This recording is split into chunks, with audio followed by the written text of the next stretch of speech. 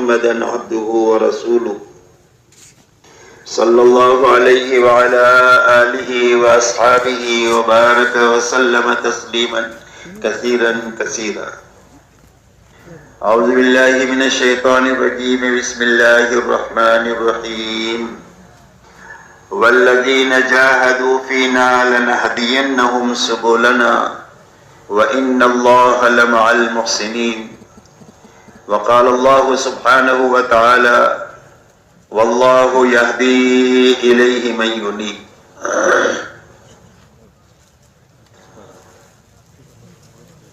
میرے محترم بزرگوں، دوستو، سمجھنے کی اور پوری امت اور انسانیت کو سمجھانے کی بات یہ ہے کہ روئے زمین پر بسنے والے ہر ایک مرد اور ہر ایک عورت کی دنیا اور آخرت کے بنانے کے لیے اللہ نے اپنے پاس میں دین اتارا ہے، اور اللہ نے اپنی سنت یہ جاری فرمائی ہے کہ جو کوئی بھی دینداری کے ساتھ جیے گا اور دینداری پر مرے گا، اللہ اس کی دنیا بھی اچھے سے اچھی بنائیں گے اور اس کی آخرت بھی اچھے سے اچھی بنائیں گے. اور جو بے دینی کے ساتھ جیے گا یا بے دینی پر مرے گا تو نتیجتاً اللہ اس کی دنیا بھی اجاڑیں گے اور آخرت ایسی اجڑے گی کہ اس کے بعد کبھی بھی آبادی نہیں ہوگی. یہ اللہ کی ایسی سنت ہے کہ اس میں کبھی بھی تبدیلی نہیں ہوگی. فَلَن تَجِدَ لِسُنَّتِ اللَّهِ تَبْدِيلًا وَلَن تَجِدَ لِسُنَّتِ اللَّهِ تَحْوِيلًا. اللہ کی سنت کو کبھی بدلتا ہوا نہیں پائیں گے. اس لیے اچھی طرح سمجھنے اور سمجھانے کی بات ہے کہ اللہ کے یہاں سے ہر انسان کی کامیابی کا سبب حقیقی صرف اللہ کا دین ہے. دوسری بات میرے دوستو یہ سمجھنی اور سمجھانی ہے کہ اللہ تعالیٰ نے جو دین عطا فرمایا ہے وہ آسان دیا ہے، مشکل نہیں دیا. اس لیے کہ اللہ رحمان ہے، رحیم ہے، رؤوف ہے، ودود ہے. اللہ بڑے رحم کرنے والے ہیں، بڑی مہربانی کرنے والے ہیں اور اپنے بندوں سے بہت زیادہ محبت کرنے والے ہیں. تو اس رحم اور محبت کے ناطے اللہ نے جو دین دیا ہے وہ آسان دیا، مشکل نہیں دیا. اسی لیے جگہ جگہ قرآن پاک میں فرمایا یرید اللہ بکم اليسر ولا یرید بکم العسر. اللہ تمہارے لیے آسانی چاہتے ہیں، تنگی نہیں چاہتے. وما جعل علیکم فی الدین من حرج. تمہارے لیے دین میں کوئی تنگی، کوئی مشکل ہی نہیں رکھی. اللہ تعالیٰ نے قرآن پاک میں اعلان فرمایا لا یکلف اللہ نفسا الا وسعها. فرمایا کسی آدمی کو بھی اس کی طاقت سے زیادہ کا اللہ نے مکلف بنایا ہی نہیں ہے. کوئی حکم کسی کی طرف متوجہ ہے تو اس لیے ہے کہ وہ اس کے بس میں ہے، اور اگر بس میں نہیں ہوگا تو اللہ اس کا حکم نہیں دیں گے. اسی لیے آپ دیکھیں نماز روزہ اللہ نے سب پر فرض فرمایا، اس لیے کہ نماز اور روزہ قائم کرنا سب کے بس میں ہے. لیکن زکوٰۃ اور حج سب کے بس میں نہیں ہے، تو زکوٰۃ اور حج ساری امت پر اللہ نے فرض نہیں کیا. جو نصاب کا مالک ہے اس کے لیے زکوٰۃ ہے، جو اللہ کے گھر پر جا سکتا ہے، شرائط پورے ہو رہے ہیں، اس کے لیے حج فرض ہے. لیکن نماز روزہ سب کے لیے آسان ہے، اس لیے سب پر فرض ہے. اور اس میں بھی اللہ کی طرف سے یہ آسانی ہے کہ آپ وضو نہیں کر سکتے ہیں، تیمم کر لیں. آپ کھڑے ہو کر نہیں پڑھ سکتے ہیں، بیٹھ کر پڑھ لیں. بیٹھ کر نہیں پڑھ سکتے، لیٹ کر پڑھ لیں. سفر میں آپ عشاء کی 17 رکعت نہیں پڑھ سکتے ہیں، 2 رکعت فرض پڑھ لیں، 3 رکعت وتر پڑھ لیں، آپ کو 17 رکعت کا ثواب ملے گا.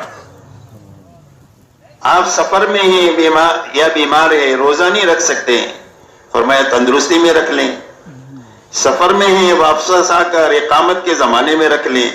اللہ نے یہ آسانی دیا، اور اتنا آسان دین اللہ نے دیا کہ ایک آدمی جوانی میں خوب عبادت کرتا ہے، خوب دعوت کی محنت کرتا ہے، خوب ریاض اور مجاہدہ کرتا ہے، لیکن بوڑھا ہو گیا، اب بڑھاپے میں نہیں ہو سکتا، تو فرمایا بڑھاپے میں نہ کرنے کے باوجود بھی جوانی کی عبادت لکھی جائے گی۔ ایک آدمی تندرستی میں خوب کام کرتا ہے لیکن بیمار ہو گیا، بیماری میں وہ سارے کام نہیں ہوتے، تو فرمایا بیماری میں تندرستی کی پوری پوری عبادت لکھی جائے گی، اس لیے کہ اللہ نے دین کو آسان بنایا ہے۔ ایک آدمی مقام پر رہ کر خوب عبادت محنت کام کرتا ہے، سفر میں چلا گیا تو سفر میں وہ سارے کام نہیں ہو پاتے، تو فرمایا سفر میں نہ کرنے کے باوجود بھی اقامت کی پوری پوری عبادت لکھی جائے گی، اس لیے کہ اللہ نے دین کو آسان بنایا ہے۔ یہ بات سمجھنی ہے اور پوری امت کو سمجھانی ہے کہ دین آسان ہے، مشکل نہیں ہے، اور یہ سارے زمانوں کے لیے آسان ہے۔ اونٹوں کے زمانے کے لیے بھی آسان ہے اور راکٹ کے زمانے میں بھی آسان ہے، اس لیے کہ راکٹ اور اونٹ کے زمانے آپ کے میرے سامنے ہیں، اللہ کے سامنے کوئی ماضی نہیں ہے، اللہ کے سامنے کوئی مستقبل نہیں ہے، سارے زمانے اللہ کے سامنے حال کے ہیں۔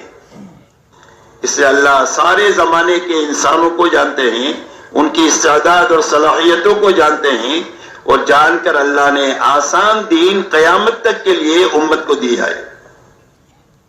اس لیے بنیادی بات سمجھنے کی ہے کہ دین آسان ہے، مشکل نہیں ہے۔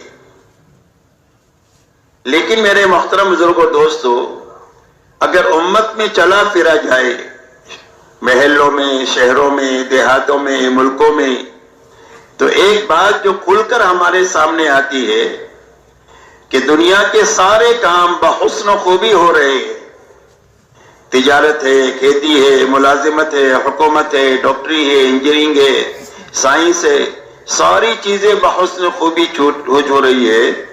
اگر کوئی چیز چھوٹی ہوئی ہے تو امت میں سے دین چھوٹا ہوا ہے۔ یہاں تک کہ امت کے دین کے چھوٹنے کا حال یہ ہے کہ دنیا میں آپ کہنے کو کہہ لو کہ دنیا میں 60-70 مسلمانوں کے ملک ہے، لیکن کوئی ملک آپ ایسا نہیں بتلا سکتے ہیں کہ جس ملک میں 100% ایمان والے بالغ مرد اور عورتیں پورے دین پر چل رہے ہو۔ ملک کو چھوڑے کوئی صوبہ، صوبے سے نیچے تحصیل، اور تحصیل سے نیچے کوئی گاؤں کہ جس گاؤں میں 3000 بالغ مرد اور عورتیں رہتی ہوں اور وہ پورے دین پر چل رہے ہو، ایسا گاؤں بتانا ہمارے لیے مشکل ہو گیا۔ یہ مایوسی کی بات نہیں ہے، یہ سمجھنے کی بات ہے۔ الحمدللہ دنیا میں خیر بڑھ رہی ہے تبلیغ کی حرکت سے، اور دنیا میں بہت سارے دینی کام ہو رہے ہیں، اس کے راستے سے خیر بڑھ رہی ہے، اور ہر جگہ خیر مردوں میں، عورتوں میں، بچوں میں زیادہ ہی ہو رہی ہے۔ لیکن اس کے باوجود دین کا حال یہ ہے کہ ہمارے پاس میں کوئی ایسا مجمع بھی نہیں ہے جو دنیا کو بتا سکے کہ یہ اسلام ہے اور یہ مسلمان ہے۔ ہمارے پاس میں کوئی ایسا ماحول نہیں ہے کہ جس ماحول میں دنیا کو ہم دعوت دے سکے کہ آؤ ہمارے ماحول میں، اور ہمارے ماحول میں آ کر کے آپ 24 گھنٹہ رہ کر، ہفتہ 2 ہفتہ رہ کر پورے اسلام کو اور دین کو سمجھ کر آپ چلے جاؤ، ایسا ماحول بھی بتانا ہمارے لیے مشکل ہے۔ تو سمجھنے کی بات میرے دوستو یہ ہے کہ یہ آسان دین مشکل کیوں ہوا اور چھوٹا کیوں، یہ سمجھنا ہے تاکہ ایک محنت کو سمجھنا آسان ہو جائے۔ اگر اس پر آپ اور ہم غور کریں گے تو اس نتیجے پر ہم پہنچیں گے کہ امت کے اندر میں سے دین کی چھٹنے کی وجہ دین کا مشکل ہونا نہیں ہے، اس لیے کہ دین تو آسان ہے۔ اللہ جو بھیجنے والے ہیں وہ کہہ رہے ہیں کہ میں نے آسان دین بھیجا ہوں۔ حضور صلی اللہ علیہ وسلم جو دین لے کر آ رہے ہیں وہ فرماتے ہیں دین و یسر، دین آسان ہے۔ تو پھر یہ آسان دین امت میں سے کیوں چھوٹا، اس کی کیا وجہ؟ تو غور کریں گے تو اس بات پر نتیجے پر پہنچیں گے کہ امت میں سے دین کی چھٹنے کی 2 وجہ ہے۔ ایک وجہ یقین کی خرابی ہے، دوسری وجہ ماحول کی خرابی ہے۔ اچھی طرح سمجھنے کی باتیں ہیں، یہ تقریر نہ سمجھے، یہ ضروری باتیں ہیں جو ہم سب کو اچھی طرح سمجھنی ہے، اور سمجھ کر پوری امت کو اور انسانیت پر اس کو لانے کی ہم کو کوشش کرنی ہے۔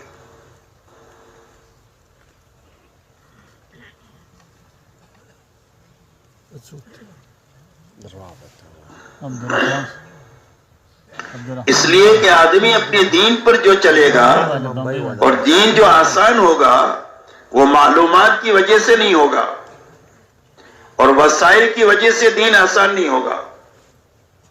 دین جو آسان ہوگا وہ یقین کی طاقت سے ہوگا. آدمی اپنے دین پر جو چلتا ہے وہ یقین کی طاقت سے چلتا ہے. جہاں تک معلومات کا تعلق ہے ہر مسلمان کو یہ معلوم ہے کہ 5 وقت کی نماز پڑھنا فرض ہے. ہر ایک کو معلوم ہے کہ سچ بولنا اچھی بات ہے، جھوٹ بولنا بری بات ہے. صدقہ دینا مال کے بڑھانے کا ذریعہ ہے، سود میں ہاتھ ڈالنا مال کے مٹنے کا ذریعہ ہے. یہ باتیں معلوم ہیں، حلال معلوم ہے، حرام معلوم ہے. ایسا ہی دین پر چلنے کے وسائل بھی ہے. ہر جگہ مسجد بھی ہے، مدرسہ بھی ہے، علماء بھی ہے، مفتیان کرام بھی ہے، ہر زبان میں دینی کتابیں بھی ہے. لیکن اس کے باوجود دین کا یہ حال ہے جو میں نے آپ کے سامنے بیان کیا. تو اس کی کیا وجہ ہے؟ اس کی وجہ صرف یہ ہے کہ دین معلوم بھی ہے، وسائل بھی ہے، لیکن اندر میں دین پر چلنے کی جو طاقت چاہیے اس طاقت کی کمی ہے. اور وہ طاقت آدمی کے اندر میں جو پیدا ہوتی ہے وہ 2 لائن کے یقین سے پیدا ہوتی ہے. ایک یقین تو اللہ کی ذات اور صفات کا، کہ آدمی کے دل کا یقین یہ بنے کہ اللہ اپنی ذات پہ بھی بڑھے اور صفات پہ بھی بڑھے. اللہ کتنے بڑے؟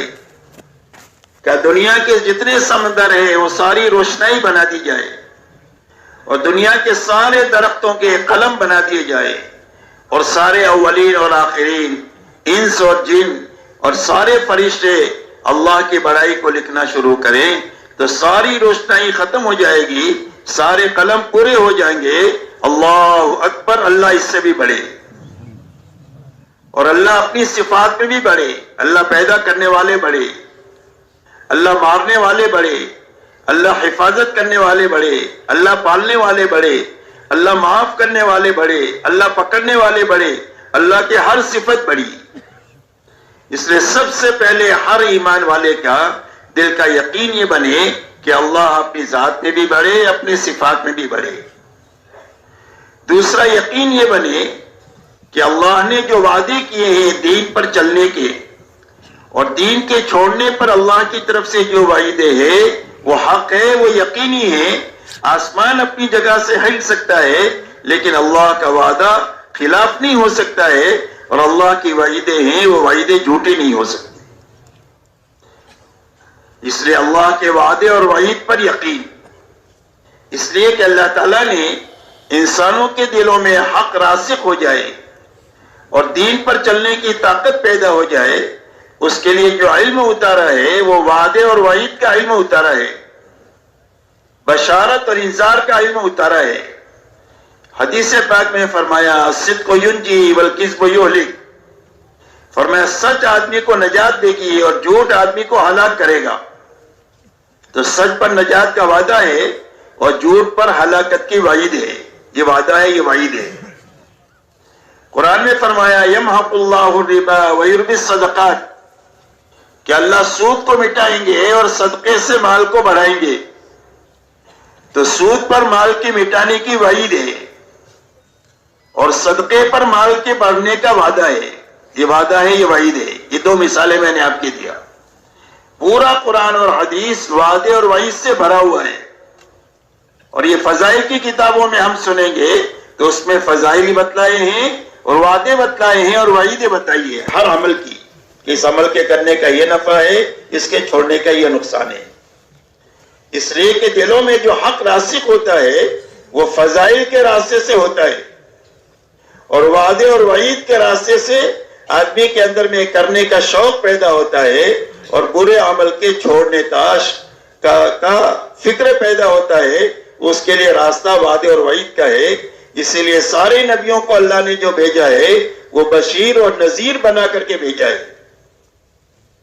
سارے نبیوں کی یہ 2 صفتیں ہیں کہ وہ بشارتیں سناتے ہیں اور انجام کار سے آگاہ کرتے ہیں کہ یہ کرو گے تو یہ نفع ملے گا اور یہ کرو گے تو یہ نقصان ہوگا دنیا میں بھی اور آخرت میں بھی. اس کو انذار کہتے ہیں، اس کو بشارت کہتے ہیں. اس لیے میرے دوستو دین پر چلنے کے لیے سب سے پہلے یہ دو لائن کی طاقت چاہیے، ایک اللہ کی ذات اور صفات کا یقین، اور ایک اللہ کے وعدے اور وعید کا یقین۔ اسی لیے اللہ تعالیٰ نے پوری امت کی نجات کے لیے اور سنبھلنے کے لیے دو بنیادیں اپنے پاس سے اتاری ہے، ایک ایمان اتارا ہے اور ایک علم اتارا ہے۔ اسی لیے حضور پاک صلی اللہ علیہ وسلم ارشاد فرماتے ہیں، مثل ما بعثنی اللہ من الہدی والعلم کمثل غیث، فرمایا اللہ تعالیٰ نے مجھے دو چیزوں کو لے کر کے بھیجا ہے، یعنی ہدایت اور علم کو، ایمان اور علم کو، اس کی مثال بارش کے پانی کی سی ہے۔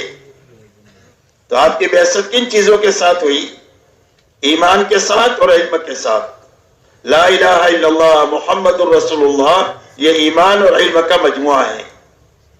اس لیے میرے دوستو، سب سے پہلے محنت اس بات کی ہے دعوت اور تبلیغ کے ذریعے سے کہ ہر ایمان والے کے دل میں دین پر چلنے کی طاقت پیدا کرنے کے لیے یہ دو لائن کا یقین زندہ ہو، دعوت کے ذریعے سے اور تعلیم کے ذریعے سے۔ دوسری بات میرے دوستو یہ ہے کہ ہمارے گھر سے لے کر عالم کا ماحول بنے، اس لیے کہ ماحول کا اثر ایسا ہے جیسا کہ موسم کا اثر ہوتا ہے۔ سردی آئے گرمی آئے تو سب کو سردی گرمی لگے گی، امام صاحب کو بھی اور مقتدی کو بھی، بادشاہ کو بھی اور فقیر کو بھی، اس کی کسی کے ساتھ کوئی رشتہ داری نہیں۔ تو جس طرح موسم کا اثر ہے ایسا ہی ماحول کا اثر ہے۔ اگر ماحول میں اچھائی آئے تو طبیعت اچھائی کی طرف چلے گی، اور ماحول میں برائی ہے تو طبیعت برائی کی طرف چلے گی۔ اس لیے ماحول کا اثر جو ہے یہ موسم کی طرح ہے۔ اسی لیے حدیث پاک میں یہ فرمایا، کل مولود یولد علی الفطرہ، کہ ہر پیدا ہونے والا بچہ فطرت ایمان پر پیدا ہوتا ہے۔ دنیا میں کوئی بھی بچہ کسی کے بھی گھر میں پیدا ہو جائے، اللہ اس کو بے ایمان بنا کر نہیں پیدا کرتے، بلکہ اس کو ایمان کی فطرت پر پیدا کرتے ہیں، اور بڑے سے بڑے ولی بننے کی استعداد رکھ کر اللہ اس کو دنیا میں بھیجتے ہیں، چاہے کسی بے ایمان کے گھر میں پیدا ہو جائے۔ لیکن جس ماحول میں یہ پیدا ہوا، اس ماحول میں اس نے ایمان کے خلاف دیکھا، ایمان کے خلاف سنا، اور ایمان کے خلاف بولا، اور ایمان کے خلاف سوچا۔ یہ چار دروازے ہیں دل میں کسی چیز کے اتارنے کے لیے، صحیح غلط کے اتارنے کے لیے۔ تو جب اس نے چاروں دروازوں کو ایمان کے خلاف سنا اور استعمال کیا، تو جو اللہ نے فطرت ایمان پر اس کو پیدا کیا تھا، آہستہ آہستہ وہ فطرت ایمانی مست ہو گئی، اور آدمی مجوسی بن گیا، مشرک بن گیا، کافر بن گیا، حالانکہ اللہ نے اس کو مشرک اور کافر نہیں پیدا کیا تھا، اس کو مومن پیدا کیا تھا۔ کہ بھائی بات سمجھ میں آ رہی ہے؟ ماحول کا اتنا زبردست اثر ہے کہ جو آدمی کی فطرت کو مسخ کر دیتا ہے، جس فطرت پر پیدا کیا تھا وہ مسخ ہو گئی ماحول کی وجہ سے۔ حصی مثال سے اس کو سمجھ سکتے ہیں کہ ایک عطار نے اپنی بیٹی کو چمڑے کے بیپاری کے یہاں دیا،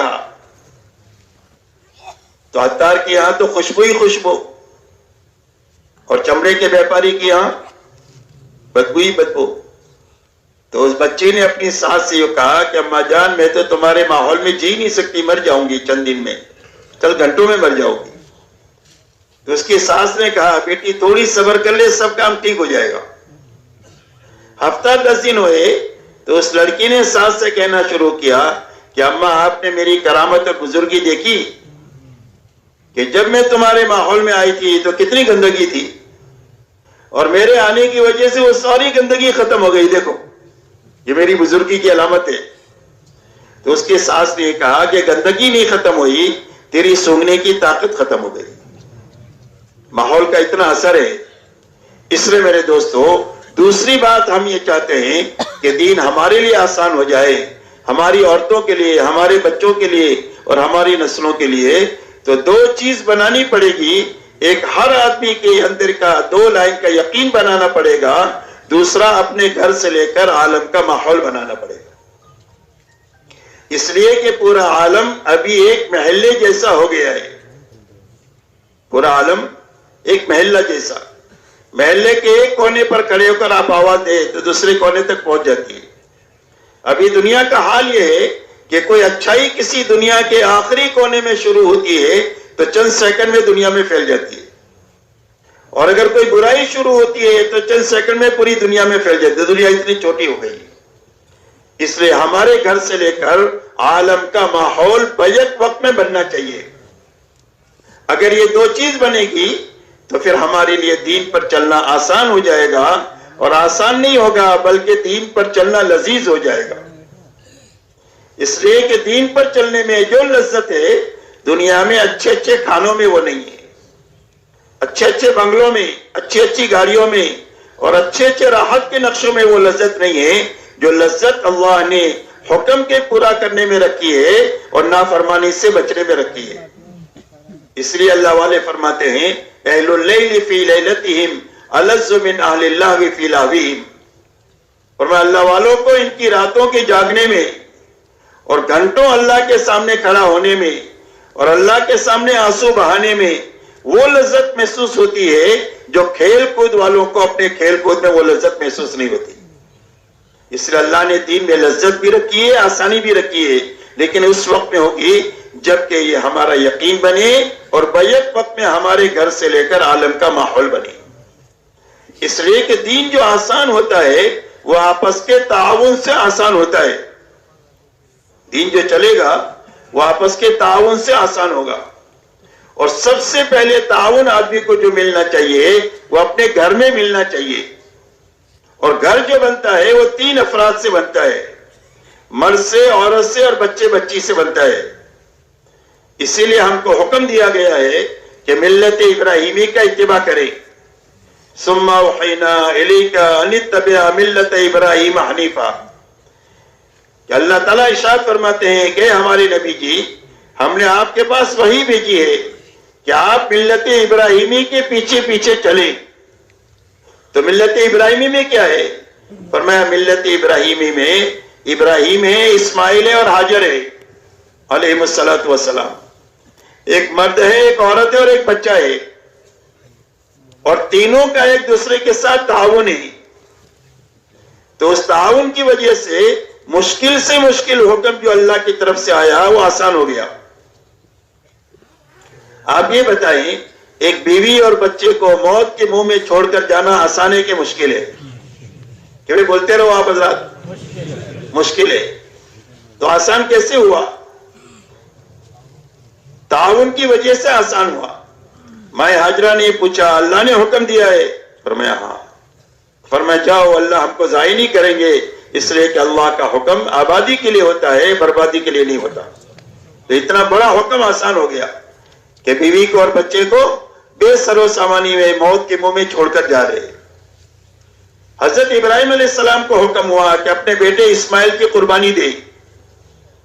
کہ وہ بیٹے کو قربان کرنا آسان ہے کہ مشکل ہے؟ تو مشکل کام آسان کیسے ہوا؟ حضرت ابراہیم علیہ السلام نے اپنے بیٹے سے یہ کہا کہ اے بیٹے اسماعیل, میں تجھے دیکھ رہا ہوں کہ میں تجھے ذبح کر رہا ہوں. تو اسماعیل علیہ السلام نے فرمایا یا ابت افعل ما تؤمر ستجدنی انشاء اللہ من الصابرین. ابا جو حکم اللہ آپ کو دے رہے ہیں وہ آپ کر گزریے, آپ مجھے صبر کرنے والا پائیں گے. اس لیے کہ جان اللہ ہی کی دی ہوئی ہے اور اللہ ہی پر لگانے کے لیے دی گئی ہے. اس لیے اللہ پر لگاتے ہوئے چلی جائے تو کام ہو گیا, اور حکم پورا کرتے ہوئے بچ گئی تو کام ہو گیا. اس لیے آپ تو اپنا حکم پورا کریں. تو اتنا بڑا حکم آسان ہو گیا تعاون کے راستے سے. اس لیے دین ہمارے لیے آسان جو ہوگا وہ ہمارے تعاون کے راستے سے آسان ہوگا. کہ سب سے پہلے ہمارے گھر کا ماحول بننا چاہیے. گھر میں جتنے افراد ہیں وہ دین کے لیے معاون بننا چاہیے, دین کے مخالف نہیں ہونا چاہیے. پھر ہمارے محلے کا ماحول بننا چاہیے. اس لیے کہ اپنے بیٹے کے لیے بہو کہاں سے لائیں گے؟ کہ بھئی ماحول میں سے تو لائیں گے. اپنی بیٹی کو کہاں بھی آئیں گے؟ ماحول میں بھی آئیں گے. تو ماحول میں دینداری آنی چاہیے تاکہ میری بیٹی کا دین سلامت رہے. میرے گھر میں جو بہو آئے وہ دیندار آئے تاکہ میرے گھر کے بنے بنائے ماحول کو بگاڑ نہ دے. اسی کے ساتھ آپ کاروبار کہاں کریں گے؟ گھر میں بیٹھ کر کریں گے. بازاروں میں کریں گے آپ تو بازاروں میں بیک وقت میں دین آنا چاہیے. جب سارے امانت دار ہوں گے تو کاروبار کرنا آسان ہو جائے گا, اور سارے بے ایمانی کے ساتھ کاروبار کریں گے تو ایک آدمی کے لیے دینداری کے ساتھ امانت داری کے ساتھ کاروبار کرنا مشکل ہو جائے گا. اس لیے ہمارے محلوں میں, ہمارے بازاروں میں, ہمارے شہروں میں, ہمارے ملکوں میں اور عالم میں بیک وقت میں دین کا ماحول بننا چاہیے. یہ دو چیزیں بننے کے راستے سے دین آسان بھی ہو جائے گا, لذیذ بھی ہو جائے گا. کہ بھئی بات سمجھ میں آ رہی ہے, کہ بھئی بات یاد رہے گی. اب میرے محترم بزرگوں دوستو, ماحول کا بننا کیا ہے؟ یقین کے بننے میں دو باتیں میں نے بتائی. تو ماحول کے بننے کے کیا معنی ہے؟ ماحول کے بننے کے معنی یہ ہے کہ ماحول میں دو باتیں زندہ ہونی چاہیے. ایک اللہ کی عبادت اور بندگی زندہ ہونی چاہیے, اور ایک آپس میں بھائی چارہ زندہ ہونا چاہیے. حضور صلی اللہ علیہ وسلم مدینہ منورہ تشریف لے گئے تو آپ نے مدینہ والوں سے فرمایا کونو عباد اللہ اخوانا, اللہ کے بندے بن کر جیو اور آپس میں بھائی بھائی بن کر کے جیو. یہ دو چیزیں ماحول میں زندہ ہو جائے گی تو ماحول پاکیزہ بن جائے گا. ایک تو ہر آدمی اللہ کی عبادت اور بندگی کے ساتھ زندگی گزارے. عبادت کے معنی ہے اطاعت کے, کہ جو اللہ نے کرنے کے لیے کہا وہ کریں گے, اور جس سے بچنے کے لیے کہا اس سے بچیں گے. اس کا نام عبادت ہے. تو عبادت اور اطاعت زندہ ہو جائے ماحول میں.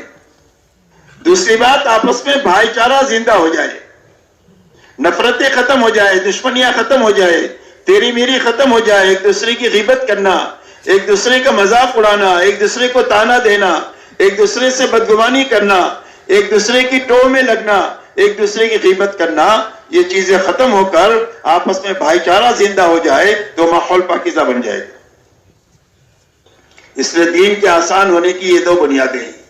ایک یقین بننا چاہیے اور ایک ماحول بننا چاہیے. اب میرے دوستو, یہ دونوں چیزیں بنی اور گھر سے لے کر عالم میں بنی, فرد بھی بنے اور عالم بھی بنے بیک وقت میں ایک ساتھ میں. اس کے لیے اللہ تعالیٰ نے حضور پاک علیہ الصلوۃ والسلام کو ایک تو پوری شریعت لے کر اور دین لے کر کے بھیجا.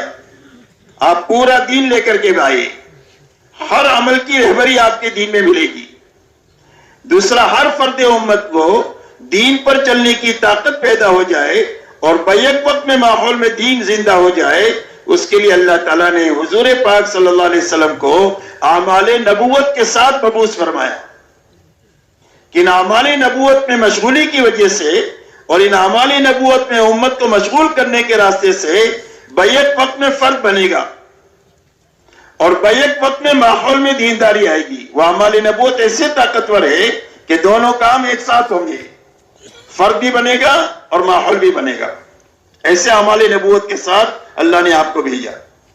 جیسے تجارت میں دو کام ایک ساتھ ہوتے ہیں, تاجر اپنا نفع جیب میں لے کر گھر جاتا ہے اور صبح سے شام تک جتنے گاہک اس سے خریدتے ہیں وہ سارے نفع اٹھاتے ہیں. تجارت کا دوہرا نفع, فائدہ اٹھاتا بھی ہے, فائدہ پہنچاتا بھی ہے. ایسے اعمال نبوت آپ جو لے کر کے آئے ہیں وہ ایسے طاقتور اعمال ہے کہ ان اعمال میں مشغولی کی وجہ سے بیک وقت میں فرق بنے گا اور بیک وقت میں فرق کے بننے کے ساتھ ماحول بھی بننا شروع ہو جائے گا محنت کے دائرے کی وسعت کے اعتبار سے.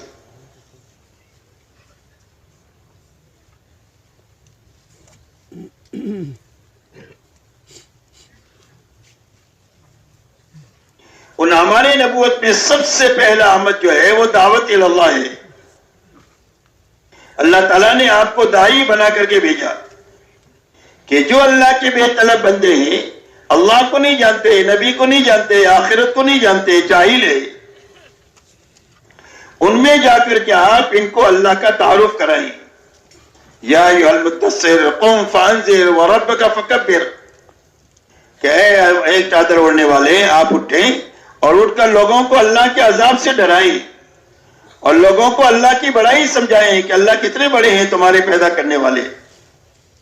تو حضور صلی اللہ علیہ وسلم کو سب سے پہلا کام دیا گیا دعوت کا, کہ بے طلب بندوں میں بے غرض بن کر آپ پھریں اور پھر کر کے ان کو سب سے پہلے اللہ کا تعارف کرائیں کہ اللہ کتنے بڑے ہیں اور اللہ کی صفات کتنے بڑے ہیں, اللہ کی شانیں کیا ہے, یہ آپ انسانوں کو تعارف کرائیں.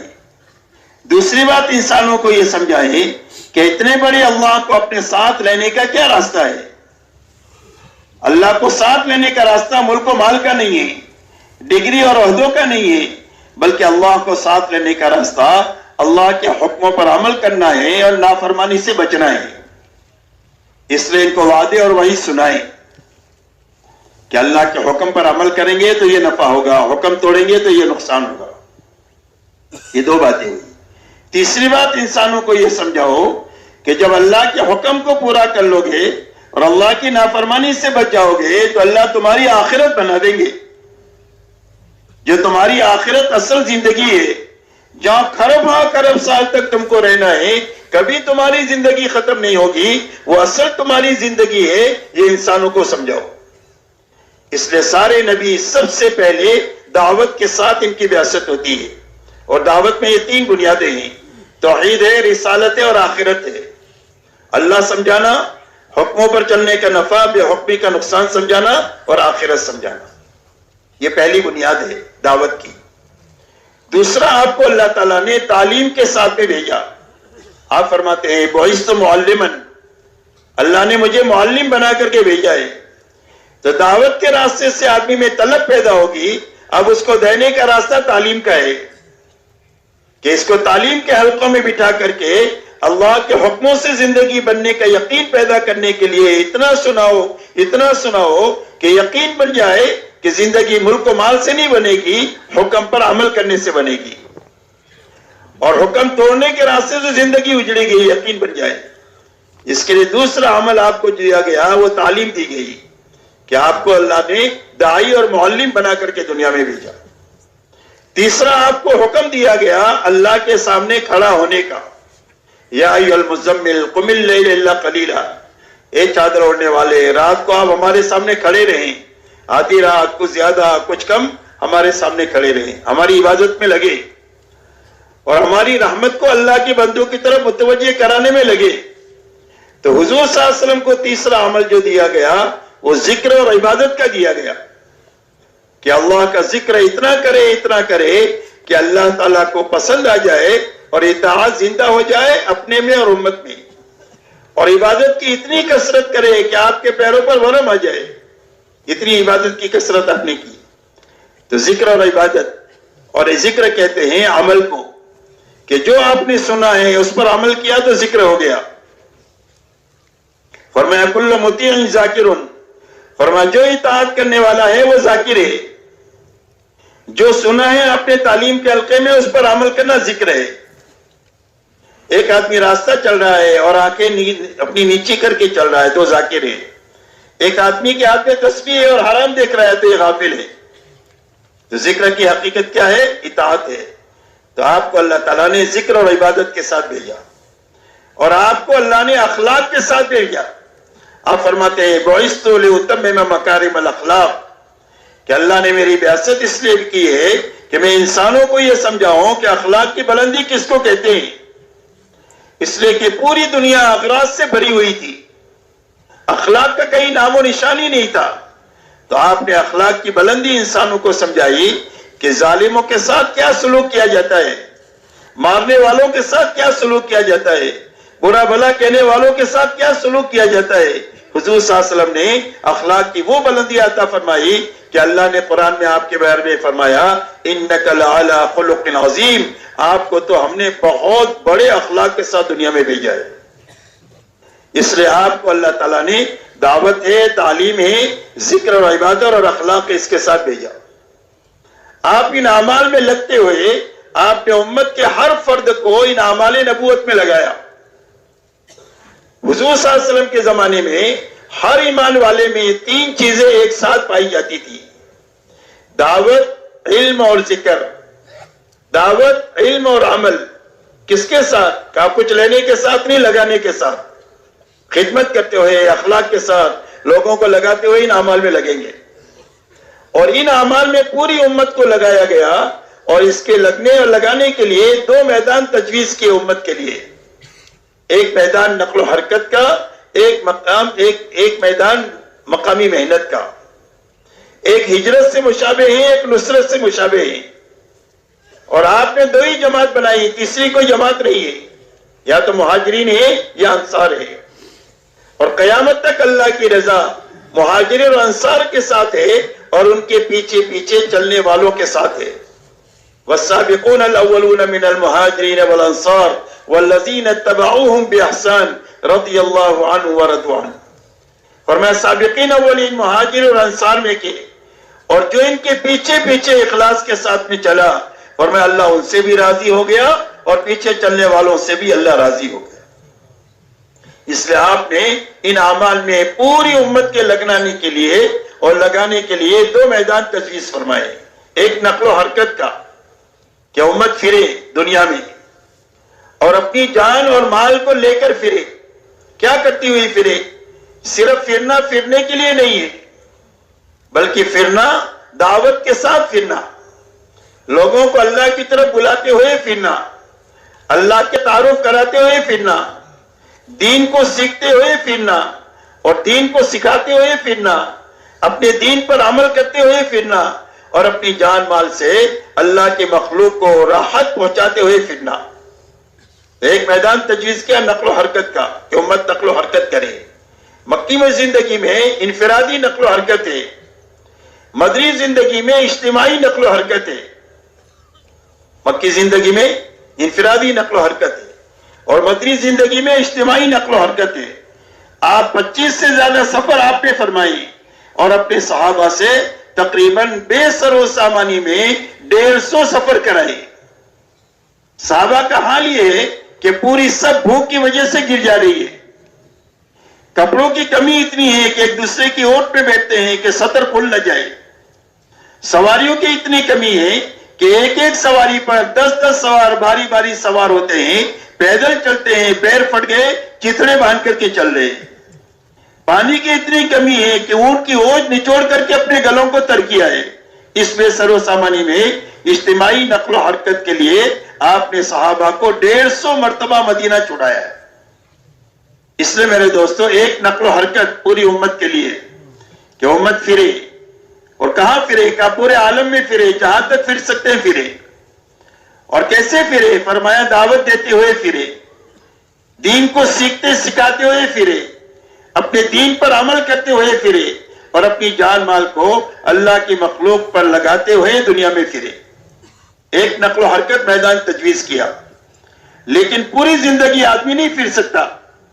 اللہ ہی نے ماں باپ کی ذمہ داری دی ہے، اللہ ہی نے بیوی بچوں کی ذمہ داری دیا ہے، تو اس کے لیے آپ کو کمانا بھی پڑے گا، لگنا بھی پڑے گا، خرچ کرنا بھی پڑے گا اور کمانا بھی پڑے گا اور اس کو پورا کرنے کے لیے وقت بھی دینا پڑے گا۔ تو اس کے لیے ہمیشہ آدمی پھر نہیں سکتا۔ اس لیے زندگی پر ملنگ بننے کی دعوت نہیں ہے دین میں، ہمارے دین میں ملنگ پنا نہیں ہے کہ بھئی سب چھوڑ چھاڑ کر کے کونے میں پکڑو اور بستر اٹھا کر پھرتے رہو، کہ اس کی کوئی تشکیل نہیں ہماری تبلیغ میں، اس لیے کہ اسلام میں اس کی گنجائش نہیں ہے، اور اسلام میں نفسانیت بھی نہیں ہے کہ سب چھوڑ چھاڑ کر دنیا کے کمانے میں لگاؤ حلال حرام سے، فرمایا اس کی بھی گنجائش نہیں ہے۔ تو آپ پھریں گے، پھر کر آپ واپس آئیں گے، تو واپس جب آئیں گے اور آپ اللہ کے راستے میں پھریں گے تو پھرنے کے زمانے میں مسجد کا ماحول آپ کو ملے گا اور مسجد میں اعمال نبوت میں آپ مشغول رہیں گے، تو اس کا نتیجہ یہ ہوگا کہ اللہ تعالیٰ آپ کے اندر میں اللہ کے دین پر چلنے کی طاقت بھی پیدا کریں گے اور آپ کا فکر بھی اللہ کے راستے میں پھرنے کی وجہ سے بدلیں گے۔ لیکن جب آپ واپس آئیں گے اور واپس آنے کے بعد میں اپنے گھر اور مقام پر آپ کو یہ ماحول نہیں ملے گا اور یہ اعمال بھی نہیں ملیں گے، تو ماحول سے متاثر ہو کر کوئی خوبی زندگی میں آئی ہے یا ماحول کی بگاڑ کی وجہ سے وہ خوبی آہستہ آہستہ یا تو کم ہو جائے گی یا ختم ہو جائے گی، اس لیے کہ ماحول کا اثر میں نے بتایا ایسا ہے جیسا کہ موسم کا اثر ہے۔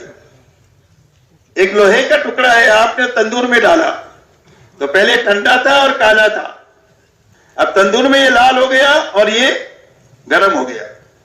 اب آپ اس کو ٹھنڈی جگہ میں رکھیں گے 2-4 گھنٹے کے لیے تو کیا ہوگا اس لوہے کے ٹکڑے کا؟ کیا ہو جائے گا بھائی؟ ٹھنڈا بھی ہو جائے گا اور کالا بھی ہو جائے گا، اپنی اصلیت پر لوٹ جائے گا۔ اگر ہم یہ چاہتے ہیں کہ یہ کالا ہی کالا نہ رہے بلکہ گرم رہے اور یہ لال رہے تو اس کا کیا راستہ؟ ایک راستہ یہ ہے کہ یہ تندوری میں رہے، لیکن یہ تو ہو سکتا نہیں ہے کہ پوری زندگی تبلیغ میں پھرے، تو واپس تو آنا ہی ہے. تو دوسرا راستہ یہ ہے کہ ایک تندور سے نکال کر دوسرے تندور میں آپ رکھ دو، اور دوسرا تندور جو ہے وہ مقامی کام ہے. جب مقامی کام میں آدمی اپنے آپ کو لگا دے گا واپس آنے کے بعد میں، اور ماحول کے بنانے کی محنت میں لگ جائے گا اور اعمال کو زندہ کرنے کی محنت میں لگ جائے گا، تو یہ ٹھنڈا بھی نہیں ہوگا اور یہ کالا بھی نہیں ہوگا، بلکہ جو ترقی نکلنے کے زمانے میں ہوتی تھی وہی ترقی اس کو مقام پر ہوتی رہے گی، بلکہ زیادہ ہوگی اس کی ترقی. اس لیے کہ نکل کر کام کرنا آسان ہے کہ بھئی جماعت پہ نکلنے میں مجاہدہ کیا ہے؟ صرف آپ کا لاہور کا ایئرپورٹ چھوڑنا یہ مجاہدہ ہے بس، یا کراچی کا ایئرپورٹ چھوڑنا یہ مجاہدہ ہے. اور جہاں آپ نے ایئرپورٹ چھوڑ دیا، اب نہ بیوی ہے، نہ بچے ہیں، نہ گھر ہے، نہ کاروبار ہے، کچھ نہیں ہے. یا تو مسجد کی چھت ہے یا مسجد کا فرش ہے. کہ بھئی سارے کام کرنا آسان ہے کہ نہیں؟ لیکن مقام پر تو سارے تقاضے ہیں، بیوی بھی ہے، بچے بھی ہے، ماں باپ بھی ہے، گھر کاروبار بھی ہے، کسی کو لینا بھی ہے، کسی کو دینا بھی ہے. تو اس مقام پر رہتے ہوئے ان اعمال میں کام لگنا، اس میں زیادہ مجاہدہ ہے. جب آپ اس مجاہدے کے ساتھ ان اعمال میں لگیں گے تو جو ترقی اللہ کے راستے میں ہو رہی تھی اس سے زیادہ ترقی آپ کی مقام پر بھی ہوگی، اس لیے کہ ترقی مجاہدے کی بقدر ہوتی ہے. یہ بات سمجھ میں آ رہی ہے میں کیا کہنا سمجھانا چاہ رہا ہوں؟ کہ بھائی سمجھ رہا ہے پورا مجمع؟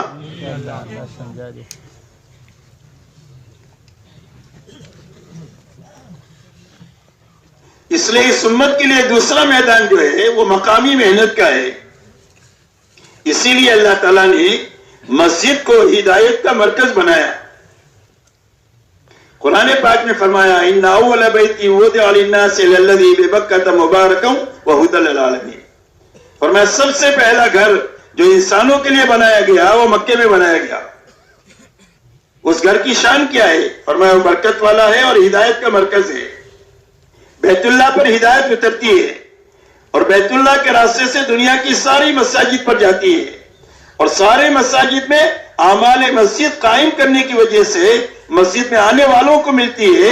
اور جب ان اعمال نبوت کے ساتھ اپنے محلوں اور اپنے گھروں تک ہم جاتے ہیں تو ان اعمال مسجد کے راستے سے ہمارے گھروں اور ہمارے محلوں میں ہدایت جاتی ہے. جیسے گھروں کا تعلق پانی کی ٹانکی سے ہو گیا تو ہر گھر میں پانی پہنچ گیا، گھروں کا تعلق پاور ہاؤس سے ہو گیا تو ہر گھر میں لائٹ پہنچ گئی. جب گھروں کا تعلق اعمال مسجد سے ہو جائے گا تو ان اعمال مسجد کے راستے سے ہر گھر میں ہدایت پہنچ جائے گی. اسی لیے حضور پاک صلی اللہ علیہ وسلم نے پوری امت کو ان اعمال نبوت میں لگایا، اور ان اعمال نبوت میں لگنے لگانے کے لیے امت کے لیے دو میدان تجویز کیے، ایک نقل و حرکت کا اور ایک مقامی محنت کا. کیا کریں؟ کہا ایک تو پھریں، اور جب پھر کر واپس آ جائے تو یہی اعمال اپنی مسجدوں میں قائم کریں، اور ان اعمال مسجدوں میں خود بھی لگے جتنا لگنے کی ضرورت ہے، اور یہ آنے والوں کو بھی لگائیں، اور ان اعمال مسجد کو اپنے گھروں میں بھی لے کر کے جائیں، تاکہ اس کے راستے سے ہماری زندگی صحابہ کی زندگی سے میل کھا جائے، ہمارے گھر صحابہ کے گھروں سے میل کھا جائیں، ہمارے محلے صحابہ کے اور مدینہ کے محلے جیسے بن جائیں، اور ہماری مسجدیں مسجد نبی کا نمونہ بن جائے. اس کا راستہ اعمال نبوت میں لگنا ہے، اور لگتے ہوئے کبھی پھرنا ہے اور کبھی مقامی کام کرنا ہے. اس لیے میرے دوستو پورا مجمع طے کرو کہ انشاءاللہ ہمیں ان دو محنتوں میں سے کسی نہ کسی محنت میں ہر حال میں رہنا ہے. کیوں بھائی رہنا ہے؟ کس کو رہنا ہے؟ مولانا الیاس صاحب رحمۃ اللہ علیہ فرماتے تھے کہ ایک آدمی نقل و حرکت میں بھی نہیں ہے اور ایک آدمی مقامی محنت میں بھی نہیں ہے تو کیسا مسلمان ہے؟ ایک آدمی نقل و حرکت میں بھی نہیں ہے اور ایک آدمی مقامی محنت میں بھی نہیں ہے تو کیسا مسلمان ہے؟ اس لیے کہ مسلمان کے یہی دو کام ہیں کہ یا تو فارغ ہو کر اللہ کے دین کے کام کے لیے پھر رہا ہوگا، یا مقام پر اپنے گھر کاروبار کی دیکھ بھال کے ساتھ میں مقام پر اللہ کے دین کا کام کر رہا ہوگا. اس کے علاوہ تیسرا کوئی کام نہیں. اس لیے میرے دوستو حضور پاک صلی اللہ علیہ وسلم نے اس بنیاد پر امت کو اٹھایا. جب ان اعمال میں لگنے کا حق ادا ہو گیا اور نقل و حرکت اور مقامی محنت جس انداز میں ہونی چاہیے ہو گئی، تو اللہ نے اس کے اندر میں وہ طاقت رکھی ہے کہ جس کے نتیجے میں مجمع بھی تیار ہو گیا اور ماحول بھی تیار ہو گیا. کیا ہو گیا تیار؟ مجمع بھی تیار ہو گیا اور ماحول بھی تیار ہو گیا، جس کے نتیجے میں 100% ایمان والوں کے لیے دین پر چلنا آسان نہیں ہوا بلکہ لذیذ ہو گیا. کہ ایک معذور کہہ رہا ہے کہ اللہ کے راستے میں جاؤں گا، ایک بچہ اپنے آپ کو پیش کر رہا ہے کہ میں اللہ کے راستے میں جاؤں گا، عورت اپنے آپ کو پیش کر رہی ہے کہ ہم بھی خدمت کریں گے، کچھ نہ کچھ پانی پلانے کی، مریضوں کو جو ہے سنبھالنے کی، مرہم پٹی کرنے کی. پوری امت کے لیے دین بھی آسان ہو گیا اور دین کی محنت بھی آسان ہو گئی، اس لیے کہ اللہ تعالیٰ نے ان اعمال نبوت میں اور اس 2 لائن کی محنتوں میں وہ طاقت رکھی ہے کہ صدیوں میں جو نقصان ہوا ہے اس کی تلافی سالوں میں ہو جائے گی. اسی لیے آپ اندازہ لگائیں، حضرت عیسیٰ علیہ السلام اور حضور صلی اللہ علیہ وسلم کے بیچ میں 650 سال کا زمانہ ہے جس میں کوئی نبی نہیں آئے. انسانوں میں جہالت آخری درجے کی اور گمراہی آخری درجے کی، اور یہ ساری گمراہی اور جہالت صرف 23 سال میں ختم ہو گئی اور ایک مجمع تیار ہو گیا، جس مجمع میں مرد بھی ہے، عورتیں بھی ہے، جوان بھی ہے، بوڑھے بھی ہے، بچے بھی ہے، معذور بھی ہے، مالدار بھی ہے، غریب بھی ہے. غرض ایک سوسائٹی جن لوگوں سے تیار ہوتی ہے وہ پورا ماحول دینداری کا بن گیا اور پورا مجمع دینداروں کا بن گیا. اس کے لیے ان کی دعوت ہے اسلموا تسلموا، کا اسلام لاؤ سلامتی ملے گی. کا کون سا اسلام؟ فرمایا ہمارے جیسے ہو جاؤ. اتنا بڑا کام ہو گیا صرف 23 سال میں. دوسرا کام میرے دوستو یہ ہوا کہ ماحول تیار ہو گیا پورے حجاز کا، خصوصیت کے ساتھ مدینہ منورہ کا، کہ جس ماحول میں 100% ایمان والے، ان کے دلوں میں اللہ رسول کی محبت سب سے زیادہ تھی. تلاش کرنے سے آپ کو کوئی بے نمازی نہیں ملے گا. ہر آدمی اپنے دین سے باخبر تھا، ہر آدمی اپنے دین پر عمل کرنے والا تھا.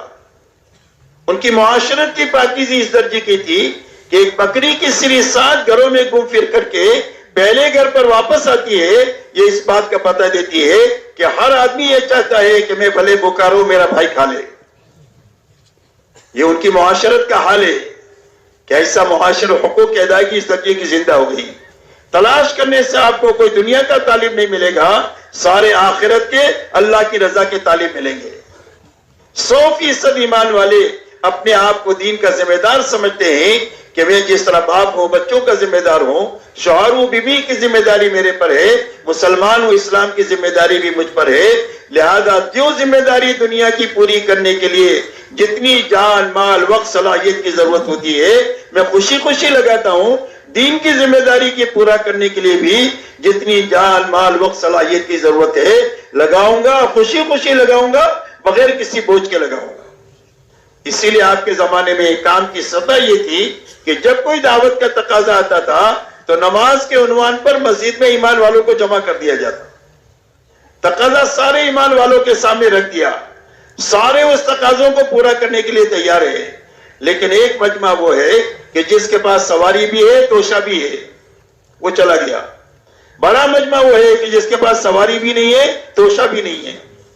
حضور صلی اللہ علیہ وسلم کے پاس اتنا مال نہیں ہے کہ ان کو سوار بھی کرے، ان کو توشہ بھی دے. تو جانے والے چلے گئے اور جو رہ گئے وہ اس حالت میں اپنے گھروں کو واپس لوٹے ہیں کہ ان کی آنکھوں سے آنسو جاری ہے. قرآن ان کا منظر یہ پیش کر رہا ہے، تولوا اعینہم تفیض من الدم. اس حالت میں یہ واپس لوٹے ہیں کہ ان کی آنکھوں سے آنسو جاری ہے کہ کرنے کا کام آیا تھا، یہ چلے گئے، ہم رہ گئے. اور آپ نے فرمایا کہ یہ واپس جانے والے بھی ان جانے والوں کے ساتھ ہے. اللہ جو اکرام ان کا کریں گے وہ اکرام ان کا کریں گے. اس لیے کہ اللہ کی نگاہ آدمی کے دل پر ہوتی ہے اور اس کے صحیح اور غلط جذبے پر ہوتی ہے. صحیح جذبے پر اللہ نواز دیتے ہیں اور غلط جذبے پر اللہ کی طرف سے پکڑ ہو جاتی ہے.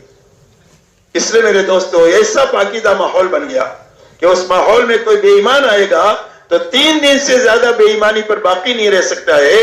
اور کوئی جماعت دین سیکھنے کے لیے آئے گی تو 2 ہفتے میں دین کی سمجھ حاصل کر کے واپس چلی جاتی تھی. اس لیے کہ جو بات سمجھائی جا رہی ہے وہ ساری باتیں عملی طور پر ماحول میں موجود ہے. پردے کے بعد سمجھائی گئی تو ساری عورتیں پردے میں ہیں. خوشو خضو کی بات سمجھائی تو پورا مجمع خوشو خضو والا ہے. امانت داری کی بات سمجھائی گئی تو پورا مجمع امانت دار ہے. جو بات زبان پر ہے وہ عمل میں ہے تو بات سمجھ میں آ جاتی ہے. اس لیے کہ ماحول میں مشکل سے مشکل چیز بھی ماحول کی وجہ سے سمجھ میں آ جاتی ہے، اس لیے کہ سمجھنے کے دو موقع ہیں، ایک موقع موت ہے کہ موت کے وقت میں مشکل سے مشکل چیز سمجھ میں آ جاتی ہے، جیسے فرعون کہہ رہا تھا کہ میں تو تمہارا سب سے بڑا رب ہوں، لیکن موت کے وقت میں سمجھ میں آ گئی نا اس کو کہ میں اس رب پر ایمان لایا جس پر بنی اسرائیل ایمان لائے، اور میں پکا مسلمان ہوں، سمجھ میں آ گئی، لیکن موت کے وقت میں سمجھ میں آنا معتبر نہیں۔ دوسرا موقع ماحول ہے، دعوت اور تبلیغ کے ذریعے سے اس بات کی کوشش ہے کہ ہر ایمان والے کو ماحول میں لایا جائے، مسجد کے ماحول میں، دعوت کے ماحول میں، ایمانیات کے ماحول میں، عبادت کے ماحول میں، اخلاق کے ماحول میں، تاکہ اس ماحول میں آ کر کے اس کو دین کا نفع سمجھ میں آ جائے اور بے دینی کا نقصان سمجھ میں آ جائے۔ ایک آدمی ٹھنڈے ملک کا رہنے والا ہے، اس نے کبھی گرمی دیکھی ہی نہیں کہ بھائی آپ اس کو گرمی پر کتنی بھی تقریر کریں تو کہ اس کو گرمی سمجھ میں آئے گی؟ تو سمجھانے کا راستہ کیا ہے کہ آپ اس کو ماحول میں لے آؤ تو بغیر تقریر کی گرمی سمجھ میں آ جائے۔ آپ نے ہوائی جہاز میں بٹھایا، اس کو مئی جون کی گرمی میں دلی ایئرپورٹ پر اتار دیا تو بغیر تقریر کے اس کو گرمی سمجھ میں آ جائے گی، تو ماحول سے بات سمجھ میں آ جاتی ہے۔ اس لیے میرے دوستو یہ دونوں بنیادیں وجود میں آ گئی، ایک مجمع بھی بن گیا اور ایک ماحول بھی بن گیا، جس کے نتیجے میں پورے عالم کے اسلام کی طرف آنے کی راہ ہموار ہو گئی، اور صرف خلافت راشدہ کے 30 سالہ دور میں، نبوت کے 23 سال کے بعد میں دنیا کے کونے کونے میں اللہ کا کلمہ بلند ہو گیا اور کفر کا کلمہ نیچا ہو گیا، اور کروڑوں کروڑوں انسان غلط زندگیوں سے توبہ کر کے صحیح زندگی کی طرف آئے۔ اس کی بنیاد ماحول ہے اور مجمع ہے۔ کیا یہ بات سمجھ میں آ رہی ہے؟ ہماری دعوت اور تبلیغ کی محنت ان دو بنیادوں کو زندہ کرنے کی محنت ہے، ایک مجمع بنانے کی محنت ہے کہ ہر محلے میں، ہر شہر میں، ہر ملک میں اور عالم کے چپے چپے میں ایک امت کا ایک ایسا مجمع تیار ہو جائے کہ جن کو دیکھ کر اسلام سمجھ میں آ جائے کہ اسلام ہے اور یہ مسلمان ہے، ان کے گھرانے کو دیکھ کر سمجھ میں آ جائے کہ یہ گھرانہ مسلمان کا ہے جس کی زندگی ہماری زندگی سے الگ ہے، ان کی دکانیں سمجھ کر کے سمجھ میں آ جائے کہ یہ مسلمان کی دکان ہے، ہماری دکانوں سے اس کی دکان الگ ہے، ان کے مکتب اور دفتروں کو دیکھ کر دنیا کو سمجھ میں آ جائے کہ مسلمان کا دفتر ہے، یا جھوٹ نہیں ہوگی، یا رشوت نہیں ہوگی، یا دھوکہ نہیں ہوگا، یا کچھ بھی نقصان کرنے والی چیز نہیں ہوگی۔ ایسا ایک ماحول دنیا میں بنے اور ایک ایسا مجمع بنے، یہ دعوت اور تبلیغ کے ذریعے سے بات چاہی جا رہی ہے۔ اس لیے کہ میرے دوستو، پوری دنیا جس بے تباہی کے رخ پر جا رہی ہے، وہاں سے آبادی کی طرف آ نہیں سکتی ہے جب تک دنیا میں مجمع نہ بنے اور جب تک دنیا کا ماحول نہ بنے۔ اس لیے کہ دنیا سمجھتی ہے کہ اسلام سچا مذہب ہے، لیکن وہ یہ سمجھتی ہے کہ اسلام سچا مذہب ہے لیکن قابل عمل نہیں ہے۔ اگر قابل عمل ہوتا تو مسلمان اس پر عمل کرتے۔ اس کے معنی یہ ہے کہ ٹھیک ہے اسلام، لیکن عمل کے یہ ووٹوں کے زمانے کے لیے ٹھیک تھا، اس زمانے میں ٹھیک نہیں۔ اس لیے میرے دوستو، دنیا کے لیے حق پر آنے کی راہ اس وقت ہموار ہوگی جب ایک مجمع تیار ہوگا دنیا کے ہر محلے میں اور ہر شہر اور ہر ملک میں، اور ایک ماحول بننا شروع ہوگا تو انسانیت اسلام کی طرف ایسا دوڑ کر آئے گی جیسا بھوکا کھانے کی طرف آتا ہے، پیاسا پانی کی طرف آتا ہے، دھوپ میں چلنے والا چھاؤں کی طرف آتا ہے، ایسا انسانیت دوڑ کر آئے گی۔ اس لیے کہ انسانیت کے پاس تباہی سے بچنے کا کوئی راستہ نہیں ہے سوائے اسلام کے۔ انسانیت تباہی سے بچ نہیں سکتی ہے اسلام کے بغیر، دنیا میں امن آ نہیں سکتا ایمان کے بغیر، اور دنیا میں سلامتی آ نہیں سکتی اسلام کے بغیر۔ لیکن امن اور سلامتی اسی وقت میں آ سکتی ہے جب ایمان والوں کا ایک مجمع بنے اور ایمان والوں کا ماحول دنیا میں بنے۔ اس لیے میرے دوستو، یہ پورا مجمع تقریباً 100 ملکوں کا مجمع ہے، یہ مجمع طے کرے کہ آج سے ہمیں محنت کا وہ رخ لینا ہے کہ جس کے نتیجے میں ہماری زندگی ابھی یہ نمونہ بنے اور ہمارے گھر سے لے کر عالم ایسا ماحول بنتا چلا جائے کہ انسانیت کے لیے اسلام کو سمجھنا آسان ہو جائے۔ کہ بھئی سارا مجمع اس کے لیے تیار ہے۔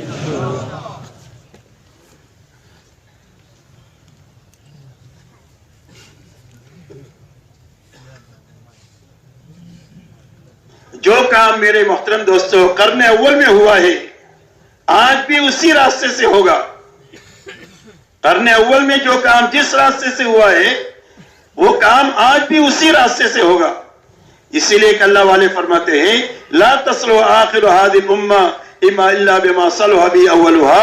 فرمایا اس امت کے آخری مجمع کی اصلاح ہو نہیں سکتی ہے مگر اس راستے سے جس راستے سے پہلے لوگوں کی اصلاح ہوئی ہے. تو آپ کے زمانے میں اس راستے سے کام ہوا. اللہ تعالیٰ نے پوری امت پر اور پوری انسانیت پر اللہ تعالیٰ نے رحم فرما کر کے مولانا الیاس صاحب رحمۃ اللہ علیہ کے ذریعے سے محنت کا وہ رخ اور محنت کے وہ اعمال دیے کہ جن اعمال کے راستے سے اور محنت کے جس رخ کے راستے سے قرن اول میں مجمع بھی بنا اور قرن اول میں ماحول بھی بنا. اسی لیے مولانا الیاس صاحب رحمۃ اللہ علیہ فرماتے تھے کہ میں اس کام کو کار نبوت یقین کرتا ہوں. میں اس کام کو حضور صلی اللہ علیہ وسلم والا کام سمجھ کر رہا ہوں. اور یوں فرماتے تھے کہ مجھے اللہ تعالیٰ نے قرن اول کا ہیرا دے دیا. مجھے اللہ تعالیٰ نے قرن اول کا ہیرا دے دیا. حضور صلی اللہ علیہ وسلم کے زمانے میں جس رخ سے کام ہوا ہے اللہ تعالیٰ نے کام کا وہ رخ مجھے عطا فرمایا. یہ مولانا الیاس صاحب رحمۃ اللہ علیہ فرماتے تھے. اسی لیے جب ان سے پوچھا گیا کہ آپ اس محنت سے کیا چاہتے ہیں، یا آپ جو کہہ رہے ہیں پوری امت کو بغیر کسی استثناء کے کہ بھئی نکلو نکل کر کے واپس آؤ تو مقامی کام کرو، تو آپ اس محنت سے کیا چاہتے ہو؟ فرمایا اس محنت سے میں یہ چاہتا ہوں کہ امت اس محنت کو کرتے کرتے اس سطح تک پہنچ جائے جہاں حضور صلی اللہ علیہ وسلم امت کو چھوڑ کر گئے تھے. ہماری منزل قلہ 4 مہینہ نہیں ہے، سال 7 مہینہ نہیں ہے، بلکہ ہماری منزل صحابہ ہے. ہم اس محنت کے ذریعے سے کہاں تک جانا چاہتے ہیں؟ ہم وہاں تک جانا چاہتے ہیں جہاں پر حضور صلی اللہ علیہ وسلم امت کو چھوڑ کر گئے تھے. تو آپ امت کو کہاں پر چھوڑ کر گئے تھے؟ آپ امت کو 2 بنیادوں پر چھوڑ کر گئے تھے. ایک تو ہر فرد امت میں پورا دین اپنے حقیقت کے ساتھ زندہ تھا. دوسری بنیاد ہر فرد امت میں یہ تھی کہ اللہ کے دین کے مقابلے میں اپنی جان اور مال کو بے قیمت بنایا تھا کہ ہماری جان کی کوئی بھی قیمت نہیں ہے اللہ کے اور اللہ کے دین کے مقابلے میں، اور ہمارے مال کی کوئی بھی قیمت نہیں ہے اللہ کے دین کے مقابلے میں. ایک کا تقاضا ہے تو ایک لگائیں گے، 1000 کا تقاضا ہے تو 1000 لگائیں گے، جانے بھی اور مال بھی. اور جھاڑو مار کر لگانے کا تقاضا ہے تو جھاڑو مار کر لگائیں گے. اسی لیے آپ اندازہ لگاؤ مدینہ منورہ کے انصار نے جو فیصلہ کیا ہے وہ معمولی فیصلہ نہیں تھا. حضور صلی اللہ علیہ وسلم کو مدینہ لے جانے کے معنی یہ تھا کہ سارا عرب ان کا دشمن ہوگا، ان کے بڑے بڑے شرفا قتل ہوں گے، اور ان کو بہت سارے حالات اور آزمائش سے گزرنا پڑے گا. اور آپ دیکھو 10 سال میں کس آزمائش سے مدینہ گزرا ہے وہ آپ کے سامنے ہے. لیکن صحابہ نے یہ طے کیا تھا کہ محمد صلی اللہ علیہ وسلم کی حمایت کے لیے ہم جو کچھ کرنا پڑے گا اس کے لیے کرنا تیار ہے، جتنا لگانا پڑے گا وہ لگانے کے لیے تیار ہے. اسی لیے آپ نے جب بیعت کیا تو آخری شرط بیعت کی تھی کہ جب میں مدینہ منورہ آؤں گا تو میری حفاظت کے لیے وہ تمام وسائل تم اختیار کرو گے جن وسائل سے تم اپنے عورتوں کی اور اپنے بچوں کی حفاظت کرتے ہو، اس سے تم میری حفاظت کرو گے. فرمایا اس کے بدلے میں ملے گا کیا ہمیں؟ فرمایا اس کے بدلے میں اللہ تم کو جنت دیں گے، اور جس کی جنت بن جائے گی اللہ اس کی دنیا یقینی طور پر بنائیں گے. اس لیے کہ دنیا آخرت کا سایہ ہے. جس کی آخرت بنے گی اس کے بناؤ کے اثر دنیا میں ظاہر ہوں گے، اور جس کی دنیا اجڑے گی جس کی آخرت اجڑے گی اس کے اجاڑ کے آثار دنیا میں یقینی طور پر ظاہر ہوں گے. اس لیے میرے محترم بزرگوں دوستو، اپنی جان مال کو اللہ کے اور اللہ کے دین کے مقابلے میں بے قیمت بنایا. یہ 2 بنیادیں تھی جس بنیادوں پر اللہ نے ایک چھوٹی اور ایک کمزور جماعت کے ہاتھوں اتنا بڑا کام لیا. دعوت کی اس مبارک محنت کے ذریعے سے امت میں ایک ایسا مجمع بنانا مقصود ہے کہ جس میں یہ 2 بنیادیں زندہ ہو جائے. ایک پورا دین اپنے حقیقت کے ساتھ زندہ ہو جائے، ایک جان مال اللہ کے دین کے مقابلے میں بے قیمت بن جائے کہ جب بھی اللہ کے دین کے لیے اور اللہ کے نام پر جان مال لگانے کا تقاضا ہوگا، جتنا لگانے کا تقاضا ہوگا ہم وہ لگانے کے لیے تیار ہے. جب ایک مجمع ایسا ہوگا تو اس مجمع سے اللہ وہ کام لیں گے جو کام اللہ نے صحابہ سے لیا. اگر یہ کمزور ہوں گے تو اللہ اپنی طاقت ان کے ساتھ کر کے ان کو قوی بنا دیں گے، اور اگر یہ تھوڑے ہوں گے تو اپنے لشکروں کو اللہ ان کے ساتھ کر کے اللہ ان کو زیادہ کر دیں گے، اور اللہ سے وہ کام لے لیں گے جو کام اللہ نے صحابہ سے لیا۔ اس لیے میرے دوستو، ہماری اس محنت کی یہ دو بنیادیں ہیں، اس لیے پورا مجمع یہ طے کرو کہ ہمیں اس محنت سے ان دو بنیادوں تک جانا ہے، کہ بھائی جانا ہے۔ کون کون جانے کے لیے تیار ہے؟ ماشاءاللہ، اللہ تعالیٰ قبول فرمائے۔ اب میرے محترم بزرگوں، دوستو، یہ دو بنیادیں ہماری محنت کی منزل ہے، اس کو ہم منزل بنا کر چلنا شروع کریں گے تو یا تو اللہ ہم کو وہاں تک پہنچا دیں گے زندگی میں محنت کرتے کرتے، اور جو پہنچ جائے گا وہ چمک جائے گا، اور اگر اللہ کو منظور نہیں ہوا، کام کرتے کرتے جلدی مر گئے اور وہاں تک نہیں پہنچے، تو اللہ تعالیٰ ان پہنچے ہوئے لوگوں کے ساتھ حشر فرما دیں گے، اور جو پہنچ جائے گا وہ بھی چمک جائے گا، اور جس کا حشر ان کے ساتھ ہوگا وہ بھی چمک جائے گا۔ اس لیے کہ اللہ کے داد و دہیش کا نظام یہ ہے کہ ایک آدمی نے حفظ شروع کیا اور حافظ بننے سے پہلے مر گیا تو اللہ اس کو حافظ اٹھائیں گے۔ ایک آدمی حج کے لیے نکلا کراچی سے، ایئرپورٹ پر احرام کے حالت میں مر گیا، اللہ قیامت کے دن اس کو حاجی اٹھائیں گے۔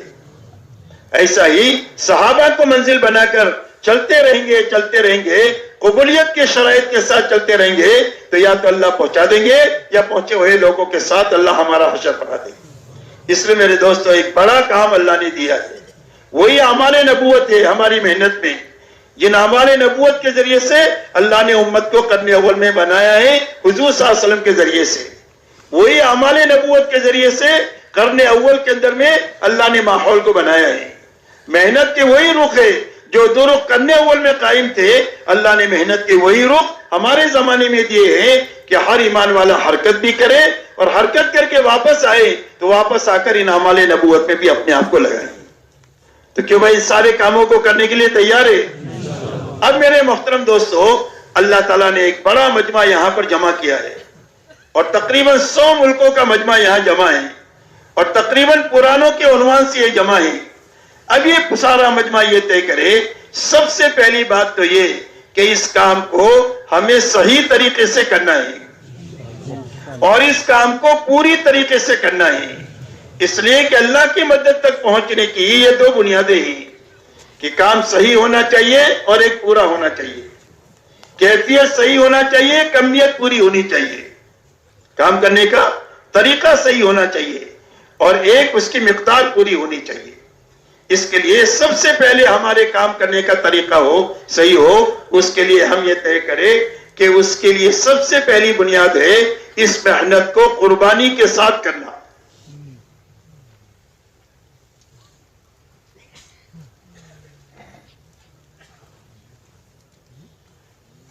تو قربانی کی کیا معنی ہے؟ قربانی کے معنی میرے دوستو یہ ہے، چھوڑنا نہیں ہے۔ قربانی کے معنی ہے کہ ہمارے خروج کا زمانہ آ گیا، چلے کا، 4 مہینے کا، جتنا بھی ہم نے مشورے سے طے کیا ہے نکلنا، یا ہمارے مقامی اعمال کا وقت طے ہو جو ہم نے اپنے مشوروں سے طے کیا ہے، مشورے کا ہے، تعلیم کا ہے، 2.5 گھنٹے 8 گھنٹے لگانے کی محنت کا ہے، 3 دن ہے، دوسرا گشت ہے۔ غرض یہ ہے کہ جو بھی اعمال کا وقت ہم نے طے کیا ہے، ایسا ہی ہمارے انفرادی اعمال بھی ہے، قرآن پاک کی تلاوت ہے، تسبیحات ہے، اذکار مسنونہ کا اہتمام ہے، دعاؤں کا مانگنا ہے، اسی کے ساتھ نوافل کی کثرت کرنا ہے، اور راتوں کو اللہ کے سامنے اٹھنا ہے، دعاؤں کی کثرت کرنا ہے۔ جو بھی انفرادی اجتماعی اعمال کے لیے ہم نے اوقات طے کیے ہیں، ہر حال میں ہر عمل کو اپنے وقت پر کرنا، جی چاہے تو بھی کرنا، نہ چاہے تو بھی کرنا، فرصت ہو تو بھی کرنا، اور مشغولی ہو تو مشغولی کے کام کو آگے پیچھے کرنا، عمل کو اپنے وقت پر کرنا، اس کا نام قربانی ہے۔ بات سمجھ میں آ رہی ہے؟ چھوڑنا نہیں ہے، وقت پر عمل کو کرنے کا نام قربانی ہے۔ مولانا سعید خان صاحب رحمۃ اللہ علیہ فرماتے تھے کہ ایک آدمی نے فجر سے پہلے اپنی تسبیحات پڑھنے کا وقت طے کیا ہے، کسی مشغولی کی وجہ سے، دنیاوی یا دینی مشغولی کی وجہ سے وہ وقت چھوٹ گیا اور تسبیح نہیں ہوئی وقت پر، تو ظہر سے پہلے اس کو پورا کرنا ہے، تو پہلے اس تاخیر پر استغفار کرے، پھر اپنی تسبیح پوری کرے۔ بات سمجھ میں آ رہی؟ تو ہر عمل کو اپنے وقت پر کرنا یہ قربانی ہے۔ جی چاہا تو کیا، نہیں چاہا تو نہیں کیا۔ فرصت ہوئی تو کیا, نہیں فرصت ہوئی, مشغولی ہوئی تو چھوڑ دیا. تو یہ کام نہیں ہوتا, یہ کھیل ہوتا ہے, اور کھیل پر اللہ کی طرف سے کوئی وعدہ نہیں ہے. اس لیے میرے دوستو پورا مجمع یہ طے کرے کہ جو ہمارے انفرادی اجتماعی اعمال ہے انشاءاللہ ہر حال میں اپنے وقت پر کریں گے, اور اپنی دنیاوی کاموں کو آگے پیچھے کرنا ہوگا تو آگے پیچھے کریں گے, اپنی خواہش کو چھوڑنا ہوگا تو اس کو چھوڑیں گے. کہ بھئی پورا مجمع اس کے لیے تیار ہے. تو ایک تو قربانی کے ساتھ کرنا, دوسرا یقین کے ساتھ کرنا ان اعمال کو کہ یہ اعمال نبوت یقین ہے, اعمال نبوت ہے, اور میری دنیا اور آخرت کے بننے کا یہ یقینی سبب ہے. ان اعمال نبوت کے ذریعے سے اللہ میری دنیا بھی بنائیں گے, آخرت بھی بنائیں گے, اس یقین کے ساتھ ان اعمال کو کرنا. آپ دیکھو صحابہ کو اللہ نے ہدایت کا وہ مقام جو دیا ہے ان اعمال نبوت میں مشغولی کی وجہ سے دیا ہے. اللہ نے ان کی روزی روٹی کا مسئلہ جو حل کیا ہے ان اعمال نبوت میں لگنے کی وجہ سے کیا ہے. اللہ نے ان کے مسائل کو حل کیا ہے, الجھنوں کو ختم کر کے عافیت کے حالات جو پیدا کیے ہیں ان اعمال میں اور اس محنت میں مشغولی کی وجہ سے کیا ہے. تو ہمارا یقین ہی ہو کہ ان اعمال میں جب ہم ہر حال میں لگیں گے تو اللہ ہماری آخرت بھی بنا دیں گے اور اللہ یہ دنیا بھی بنا دیں گے. اس یقین کے ساتھ اس کو کرنا, اس لیے کہ میرے دوستو استقامت کا سبب یقین ہے. استقامت کا سبب یقین ہے. اگر یقین نہیں ہے زندگی کے بننے کا تو پکڑنا چھوڑنا ہوگا, کرنا اور چھوڑنا ہوگا, اور یقین ہوگا تو ہر حال میں آدمی کرے گا. ایک مرتبہ مولانا الیاس صاحب رحمۃ اللہ علیہ میواتی لوگوں سے بات کر رہے تھے, پوچھا سمجھ میں آ گیا, اور میں آ گیا سمجھ میں, اور میں سمجھ میں نہیں آیا, سننے میں آیا ہے. اور اگر سمجھ میں آنا کس کو کہتے ہیں, اگر یہ سمجھنا ہے تو مسجد کے باہر چلے جاؤ اور دنیا داروں کو دیکھو جن کو دنیا سمجھ میں آئی ہے. کس کو دیکھو؟ دنیا داروں کو دیکھو جن کو دنیا سمجھ میں آئی ہے. تاجر کو, کسان کو, ملازم کو, حاکم کو, ڈاکٹر کو, انجینئر کو, سب کو اپنا کام سمجھ میں آ گیا, اس لیے ہر حال میں کر رہا ہے. کوئی تعریف کرے تو بھی کرے اور کوئی برائی کرے تو بھی کرے, سردی گرمی بڑھے گھٹے تو بھی کرے, ہر حال میں, اس لیے کہ اس کو کام سمجھ میں آ گیا ہے. اور سمجھ میں آنے کی بنیاد کیا ہے کہ ہر مشغلے والے کا یقین یہ ہے کہ میری زندگی کی ہر ضرورت میرے اس مشغلے سے پوری ہوگی. اگر سوئی کی ضرورت پڑے گی تو میرے مشغلے سے آئے گی, بچے بڑے ہو گئے شادی کے خرچے کی ضرورت ہوگی تو میرے مشغلے سے آئے گے, مکان بنانے کی ضرورت ہوگی تو اسی مشغلے سے خرچہ آئے گا, گاڑی خریدنے کا تقاضا ہوگا تو یہی سے آئے گا. ہر ایک کا یقینی ہے کہ میری ساری چھوٹی بڑی ضرورتیں میرے اس مشغلے سے پورے ہوگی. یہ یقین اس کی استقامت کا سبب ہے. تو ہمارا یقین یہ بنے کہ ہماری زندگی کے جتنے چھوٹے بڑے مسائل ہیں وہ مسائل اللہ اس محنت کی برکت سے حل کریں گے. یہ یقین کے ساتھ اس کام کو کریں گے تو ہر حال میں کام پر اللہ تعالیٰ استقامت عطا فرمائے. اس لیے ایک تو قربانی کے ساتھ کرنا اور ایک یقین کے ساتھ کرنا. دوسرا ہر عمل کو عظمت کے ساتھ کرنا کہ یہ اعمال نبوت بڑے اعمال ہیں, جن اعمال کے لیے حضور پاک صلی اللہ علیہ وسلم کی 23 سالہ نبوت والی زندگی مسلسل حرکت میں رہی ہے. آپ اندازہ لگائیں حضور صلی اللہ علیہ وسلم نے انگلی کا ایک اشارہ کیا چاند کو تو 2 ٹکڑے ہو گئے. تو جس اعمال کے لیے آپ گھنٹوں گھنٹوں اپنے آپ کو تھکایا ہے ان اعمال میں اللہ نے کتنی طاقت رکھی ہے. اس کی عظمت کے ساتھ میں ہر عمل کو کرنا کہ ہر عمل بڑا, دعوت کا عمل بڑا, تعلیم کا عمل بڑا, ذکر و عبادت کا عمل بڑا, اخلاق کا عمل بڑا. اس لیے کہ یہ اعمال وہ ہے کہ جن اعمال میں حضور صلی اللہ علیہ وسلم کی پوری 23 سالہ زندگی لگی ہے, یہ بڑے اعمال ہیں, اور ان بڑے اعمال کی عظمت کے ساتھ ان اعمال کو کرنا. اسی کے ساتھ میں میرے دوست ہو صحیح ترتیب کے ساتھ ان اعمال کو کرنا. کس کے ساتھ کرنا؟ صحیح ترتیب کے ساتھ میں. اس لیے کہ ہمارے ذمہ یہ ہے کہ زمین میں گٹلی صحیح طریقے سے رکھنا ہی ہمارے ذمہ ہے. آپ نے 5 میٹر نیچے زمین میں گٹلی ڈال دیا کہ وہ اگے گی, کہ وہ اگے گی 5 میٹر نیچے سے. آپ زمین پر پھینک کر آ گئے تو اگے گی؟ نہیں اگے گی. آپ کے ذمہ صرف اتنا ہے کہ زمین میں صحیح طریقے سے گٹلی کو دفن کرو. درخت کون بناتے ہیں؟ اللہ بناتے ہیں. نطفے کو صحیح جگہ رکھنا انسان کے بس میں ہی. انسان کون بناتا ہے؟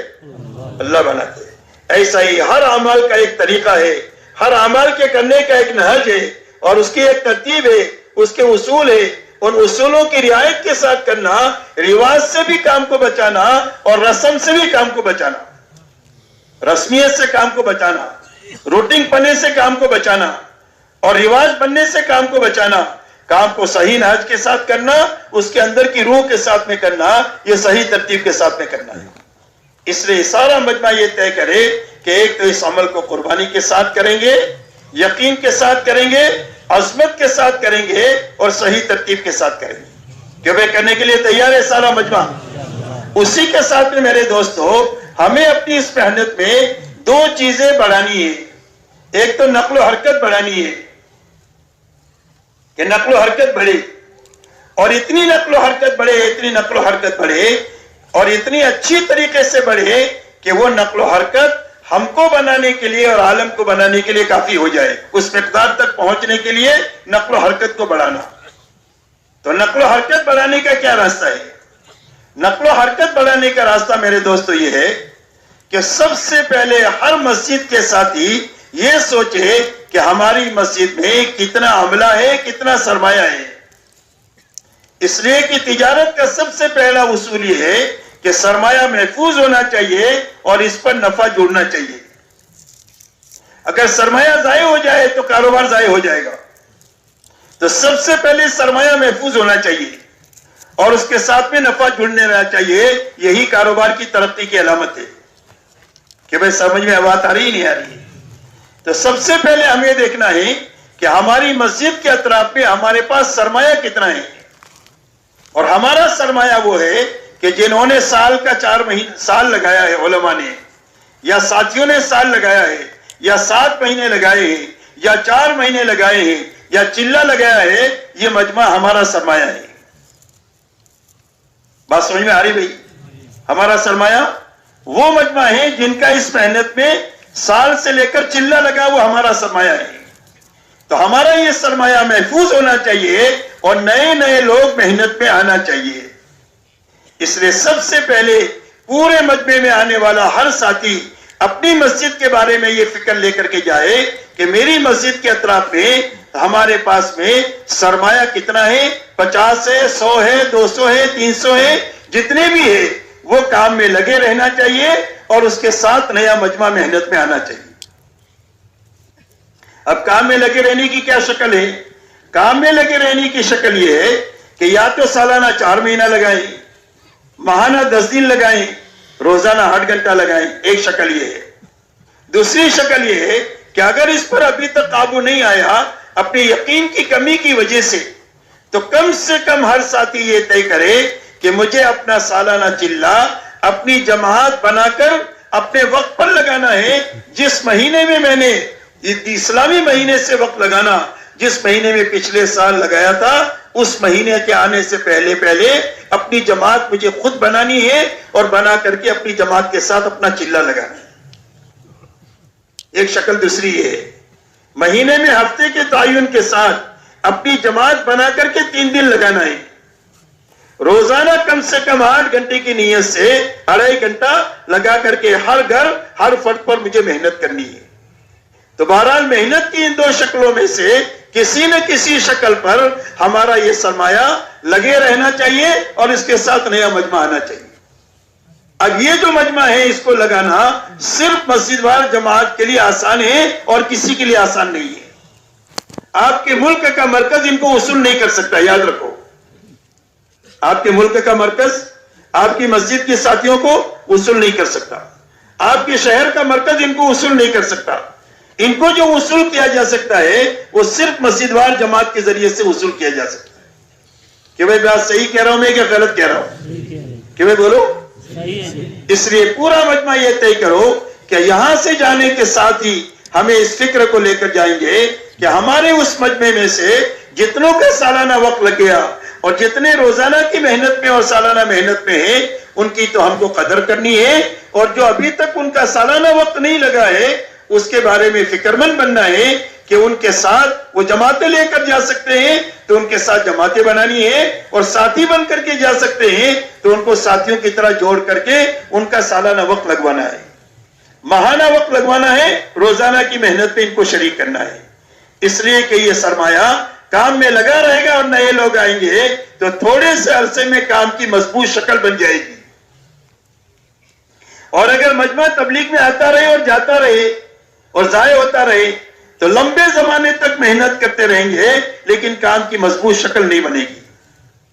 آپ انداز لگاؤ, حضور صلی اللہ علیہ وسلم کے زمانے میں 23 سال میں جو کام پورا ہوا اس کی بنیادی وجہ یہ ہے کہ آپ کی محنت پر جو آیا وہ جمع اور آگے بڑھا اور کام میں لگا رہا. جو تقاضے آتے رہے اس تقاضوں میں آگے بڑھتے رہے.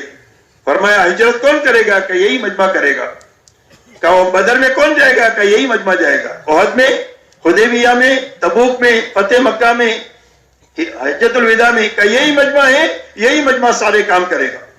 تو آپ دیکھو یہ مجمع ایسا کام کا بن گیا کہ اللہ نے اس مجمع کے کندھے پر رکھ کر حق کو دنیا میں چلا دیا. اس لیے میرے دوستو 23 سال میں کام پورا ہوا, اس لیے کہ آنا ہی آنا ہے, جانا نہیں ہے. آنا ہی آنا ہے, جانا نہیں ہے. اس لیے ہمیں یہ فکر کرنا ہے کہ جتنا مجمع آ گیا ہے اس محنت میں وہ ہم کو معلوم ہے, ہر مسجد والوں کو. اس کی یہ فکر کرنا ہے کہ ان کا سالانہ ماہانہ یومیہ محنت میں کسی نہ کسی ترتیب میں یہ لگے رہیں اور ان کے ساتھ نیا مجمع تیزی کے ساتھ میں زیادہ سے زیادہ جو ہے وہ آنا چاہیے. اس کے لیے آسان شکل یہ ہے کہ پرانے 2 ہو, 3 ہو, اس کے ساتھ 7, 8, 10, 12 نئے ہوں اور ایسی جماعتیں 4 مہینے کی بھی بنے, چلے کی بھی بنے اور 3 دن کی جماعتیں بھی بنے کہ بھئی یہ فکر لینے کے لیے تیار ہے پورا مجمع. اب اس کے لیے آپ کو کتنا وقت چاہیے یہ بتاؤ. سارا مجمع جو آپ کی مسجد کے اطراف میں ہے ان سب کا سالانہ ماہانہ اور یومیہ محنت میں لگانے کے لیے آپ کے پاس آپ کو کتنا وقت درکار ہے؟ 4 مہینے میں کر لیں گے, 8 مہینے میں کر لیں گے, 6 مہینے میں کر لیں گے یا سال بھر میں کر لیں گے؟ جتنا آپ مانگیں گے اتنا وقت آپ کو دیں گے. کیوں بھائی کتنے وقت میں کر لیں گے یہ بتاؤ. اس لیے کہ کوئی بات کا ارادہ آپ لے کر جاؤ گے تو اللہ کی مدد ہوگی. اللہ کی مدد ارادے پر ہے, دعا پر ہے اور کوشش پر ہے. ہمارے بس میں یہ 3 کام ہے, ارادہ کرنا, اپنے بس کی کوشش کرنا اور اللہ سے دعا مانگنا. جب تک ارادہ نہیں پیدا ہوگا اللہ کی طرف سے فیضان نہیں ہوگا. تو بتاؤ بھائی کتنا وقت چاہیے, آپ بتاؤ خود ہی. کیوں بھائی 1 سال میں کر لو گے؟ کر لے کتنے مہینے میں؟ 4 مہینے میں, 1 سال میں. چلو 1 سال کا وقت. آئندہ سال انشاءاللہ جب جڑیں گے تو انشاءاللہ آپ کارگزاری میں یہ سنائیں گے. جب مسجد کی کارگزاری ہوگی تو مسجد والے یہ سنائیں گے کہ ہمارے یہاں 50 ساتھی ہے, 4 مہینہ چلہ سال لگائے ہوئے, ان کا سالانہ چلہ یا 4 مہینہ لگ گیا, مہینے کے 10 دن یا 3 دن لگ رہے ہیں اور روزانہ کی محنت میں 8 گھنٹہ یا 2.5 گھنٹہ لگاتے ہیں. انشاءاللہ یہ کارگزاری آئندہ سال سنائیں گے کہ بھئی سارا مجمع تیار ہے. اس ملک کے لوگ بھی طے کریں اور جن ملکوں سے لوگ آئے ہیں وہ بھی یہ طے کر کے جائیں کہ اپنی مسجد کے اطراف میں جو ہمارا سرمایہ ہے اس سب کو لگاتے ہوئے نئے مجمع کو کام میں لگانا ہے. کہ بھئی ٹھیک ہے انشاءاللہ. تو ایک تو خروج کو بڑھانے کی یہ شکل ہے, خروج اسی طریقے سے بڑھے گا انشاءاللہ. یہ سارے وقت لگانے والے بن جائیں گے تو اس وقت میں جتنی جماعتیں ہماری 4 مہینے کی, چلے کی, 3 دن کی نکل رہی ہے اس سے ڈبل یا اس سے زیادہ ہو جائے گی. اس لیے کہ آپ اگر اندازہ لگاؤ گے تو مشکل سے 20%, 15%, 25% کا وقت لگ رہا ہے. باقی مجمع جو ہے اس کا سالانہ ماہانہ یومیہ محنت میں وقت نہیں لگا. جب ان کا وقت لگے گا تو آپ کا خروج بڑھ جائے گا. تو ایک تو خروج کو بڑھانا ہے اور اس کی یہ شکل کرنی ہے. اب اس کے لیے جو ترتیب آپ کریں, انفرادی ملاقات کے ذریعے سے ان کے اوقات طے کریں, سالانہ ماہانہ اور یومیہ محنت کے لیے, یا جوڑ کی کوئی شکل کرے. بہرحال جو شکل بھی مناسب آپ سمجھے مسجد کی طرح سے کر کے ان کے وقت لگانے کی ترتیب قائم کریں. کہ بھائی کریں گے انشاءاللہ, اللہ آسان فرمائے.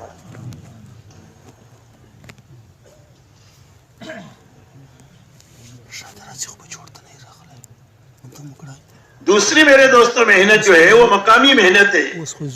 اگر ہم یہ چاہتے ہیں کہ ہمارا کام مضبوط سے مضبوط ہو جائے کہ جس کے نتیجے سے کام کرنے والے روزانہ ترقی کریں, بیٹھے ہوئے لوگ کام پر آنا شروع ہو جائے, دوبارہ کام پر آنا, ہر مسجد میں آنے والی جماعت کام کو سیکھ کر سمجھ کر کام کرنے کے جذبے سے ہماری مسجد سے جائے, ہمارے یہاں سے جو بھی وقت جتنے وقت کے لیے نکلے وہ واپس آنے کے بعد ضائع نہ ہو، بلکہ ہمارے ساتھ محنت پہ لگ جائیں اور سارے خواص اور عوام کو اللہ تعالیٰ کام پر جمع فرما دے. اس کے لیے آسان شکل اپنے محلوں کے اور اپنے شہروں کے ماحول کو بنانا ہے، اور اپنا ماحول بنے گا تو یہ ساری کام کی مضبوط شکلیں قائم ہو جائے گی. آپ دیکھو حضور صلی اللہ علیہ وسلم کے زمانے میں کوئی آنے والا گیا نہیں ہے، سارے خواص کو کام پر جمع کر دیا، جو آیا وہ کام میں آگے بڑھا. یہ اس لیے ہوا کہ کام کی مضبوط شکل کام پر جمنے کی وجہ سے قائم ہوتی چلی گئی. اس لیے اپنے مقامی محنت کو اچھی طریقے سے کرنا ہے اور صحیح طریقے سے کرنا ہے. اس کے لیے آسان شکل میرے دوست یہ ہے مقامی کام کو کرنے کے لیے کہ آپ جس طرح خروج کے بارے میں فکر مند ہوئے ہیں کہ ان کو سامنے رکھ کر اپنی جماعتیں بنائیں گے، ایسا ہی اپنے پورے محلے کے گھروں کو اور افراد کو سامنے رکھ کر محنت کا ایسا رخ قائم کریں کہ 1 مہینہ ہوتے ہوتے زیادہ سے زیادہ 100% افراد اور 100% گھروں کی ملاقات ہو جائے. جب محنت کا یہ رخ قائم کریں گے تو انشاءاللہ آپ 2-3 مہینہ ہوتے ہوئے آپ دیکھو گے کہ جو جس درجے کی بھی کمزوری ہے وہ کمزوری ختم ہو جائے گی، اور کمزوری ہی سب سے بڑی بیماری ہے. جب کمزوری ہوتا ہے بدن تو ساری بیماریوں کو قبول کرتا ہے، اور کمزوری ختم ہو جائے تو یہ سب سے بڑی قوت ہے. کوئی بھی بیماری آئے گی جسم اس کو قبول نہیں کرے گا. تو کمزوری کی دور کرنے کا راستہ یہ ہے کہ محنت کا ایسا رخ اپنے محلوں میں قائم کرنا کہ 1 مہینہ ہوتے ہوتے آخری درجے میں 100% گھر اور 100% افراد کی ملاقات ہو جانی چاہیے. 6 دن میں جن کی ملاقات ہو گئی، کچھ لوگ ایسے ہیں کہ جو آپ کو صبح بھی نہیں ملتے، رات کو بھی نہیں ملتے، چھٹی کے دن ملتے ہیں. تو چھٹی کے دن میں اپنا وقت بڑھا کر کے 2.5 گھنٹے کے بجائے 4 گھنٹہ لگاؤ، 5 گھنٹہ لگاؤ، اور 6 دن کی محنت میں جو لوگ رہ گئے ہیں ان کی ملاقات اس دن کر کے اپنا ہفتے کا کام پورا کر لے، تاکہ مہینہ ہوتے ہوتے ہمارا کام پورا ہو جائے. تو اس کے لیے اپنے محلوں میں کام کا یہ رخ قائم کرنا، یہ قائم کرنے کے لیے ایک تو گھروں اور افراد کی بھی تقسیم کرنا اور اپنے ساتھیوں کو بھی تقسیم کرنا. آپ کی مسجد میں 20 ساتھی ہیں جو روزانہ محنت لگ گئے مشوروں میں، تعلیم میں.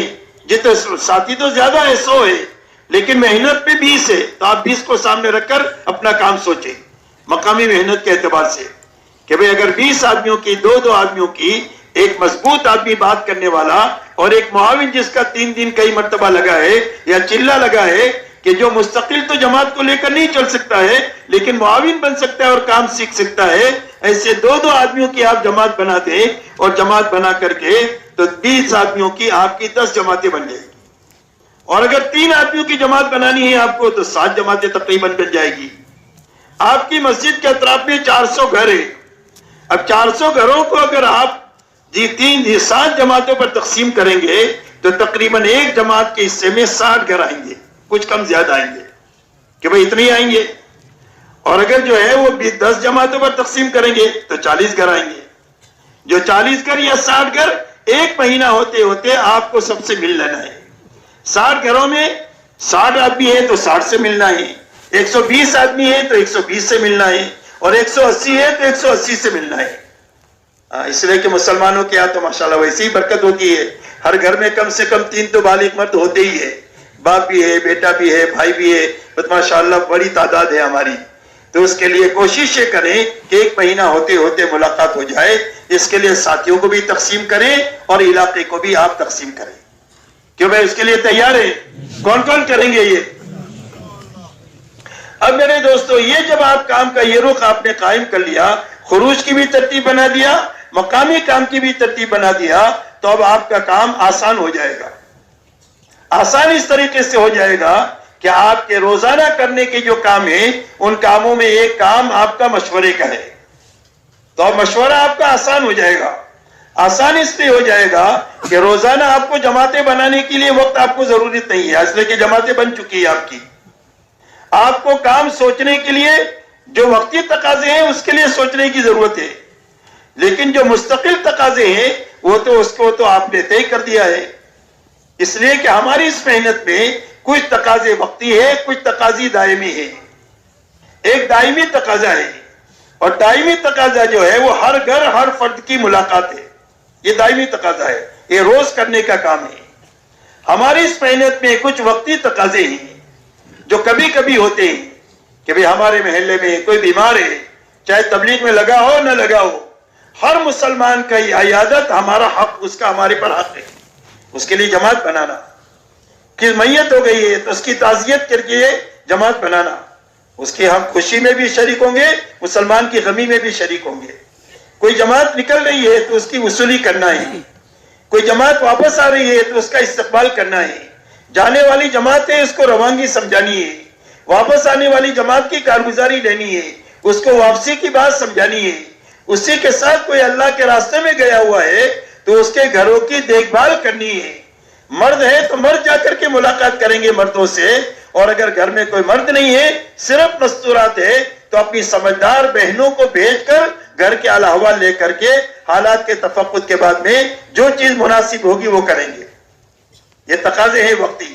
کوئی جماعت ہماری مسجد میں آئی ہے، کمزور جماعت ہے، تو مسلسل جماعت کے ساتھ مشورے سے ساتھیوں کو لگانا ہے، جو ان کو تعلیم سکھائیں، جو ان کی تشکیل سکھائیں، جو ان کو وصولی کا کام سکھائیں، ان کو عمومی گشت سکھائیں، ان کو انفرادی اجتماعی اعمال کرنا سکھائیں، تاکہ یہ جماعتیں ہمارے یہاں سے کام کو سیکھ کر جائیں. کوئی مضبوط جماعت ہماری مسجد میں آئی ہے تو اس سے پوری طریقے سے اپنے کام پر قابو پایا جائے، اس لیے کہ جن لوگوں کی تشکیل آپ نہیں کر سکتے ہیں، یہ آنے والی جماعتیں ان کی تشکیل کر لے گی.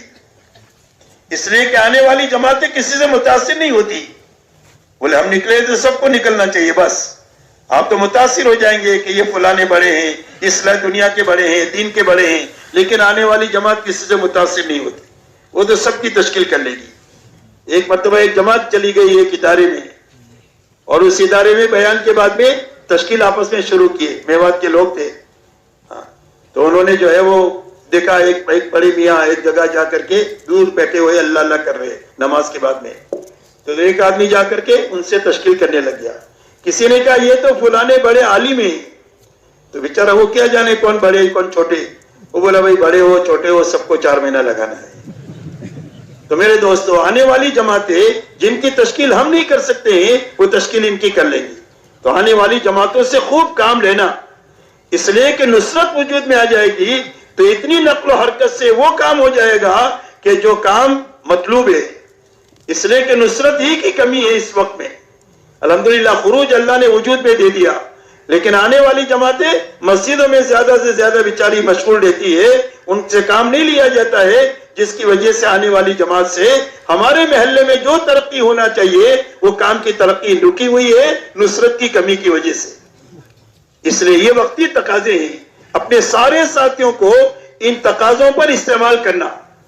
کام 2-4 آدمیوں کے ہاتھ میں نہیں ہونا چاہیے، کام پورے مجمع کے ہاتھ میں ہونا چاہیے، تاکہ کوئی آدمی مر جائے، معذور ہو جائے یا نقل مکانی کرے تو اس کی وجہ سے کام متاثر نہیں ہونا چاہیے. جب کام مجمع کے ہاتھ میں ہوگا، اور مجمع کام کا جو بنے گا وہ کام کرنے سے بنے گا. کسی کو آپ یہ نہ سمجھو کہ میں حل ہوں یا حل نہیں ہے. پوری امت میں اللہ نے عالمی استعداد رکھی ہے کام کی. استعداد اس وقت ظاہر ہوگی جب ان سے کام لیا جائے گا. کام کرتے کرتے آدمی کام کا بن جاتا ہے، گاتے گاتے آدمی گویہ بن جاتا ہے، کام کرتے کرتے کرنے والا بن جاتا ہے.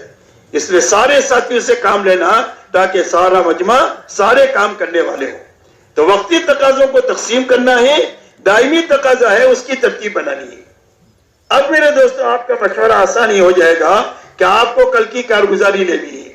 آپ کی 10 جماعتیں ہیں تو 10 جماعتیں وقت کارگزاری سنائے گی کہ بھئی ہم نے 5 ملاقاتیں کیا ہے، 5 ملاقاتوں میں 2 آدمی چلنے کے لیے تیار ہوئے، ان کے نام یہ ہے.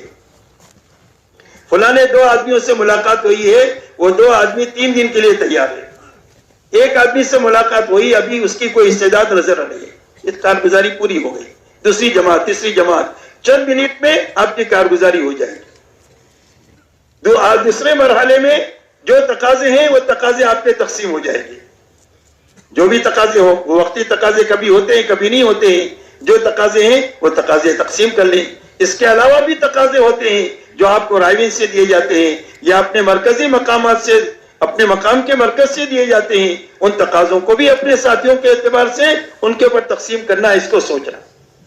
اب میرے دوستو تھوڑی دیر میں مشورہ ہو جائے گا.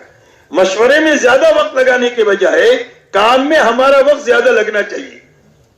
اب کام میں وقت اس وقت لگے گا جب پورا مجمع یہ کرے گا کہ بھئی ہم 8 گھنٹہ لگانے کی نیت کرتے ہیں، لیکن کم سے کم 150 منٹ 2.5 گھنٹہ پابندی کے ساتھ روزانہ لگائیں گے تو سارے تقاضے انشاءاللہ پورے ہو جائیں گے.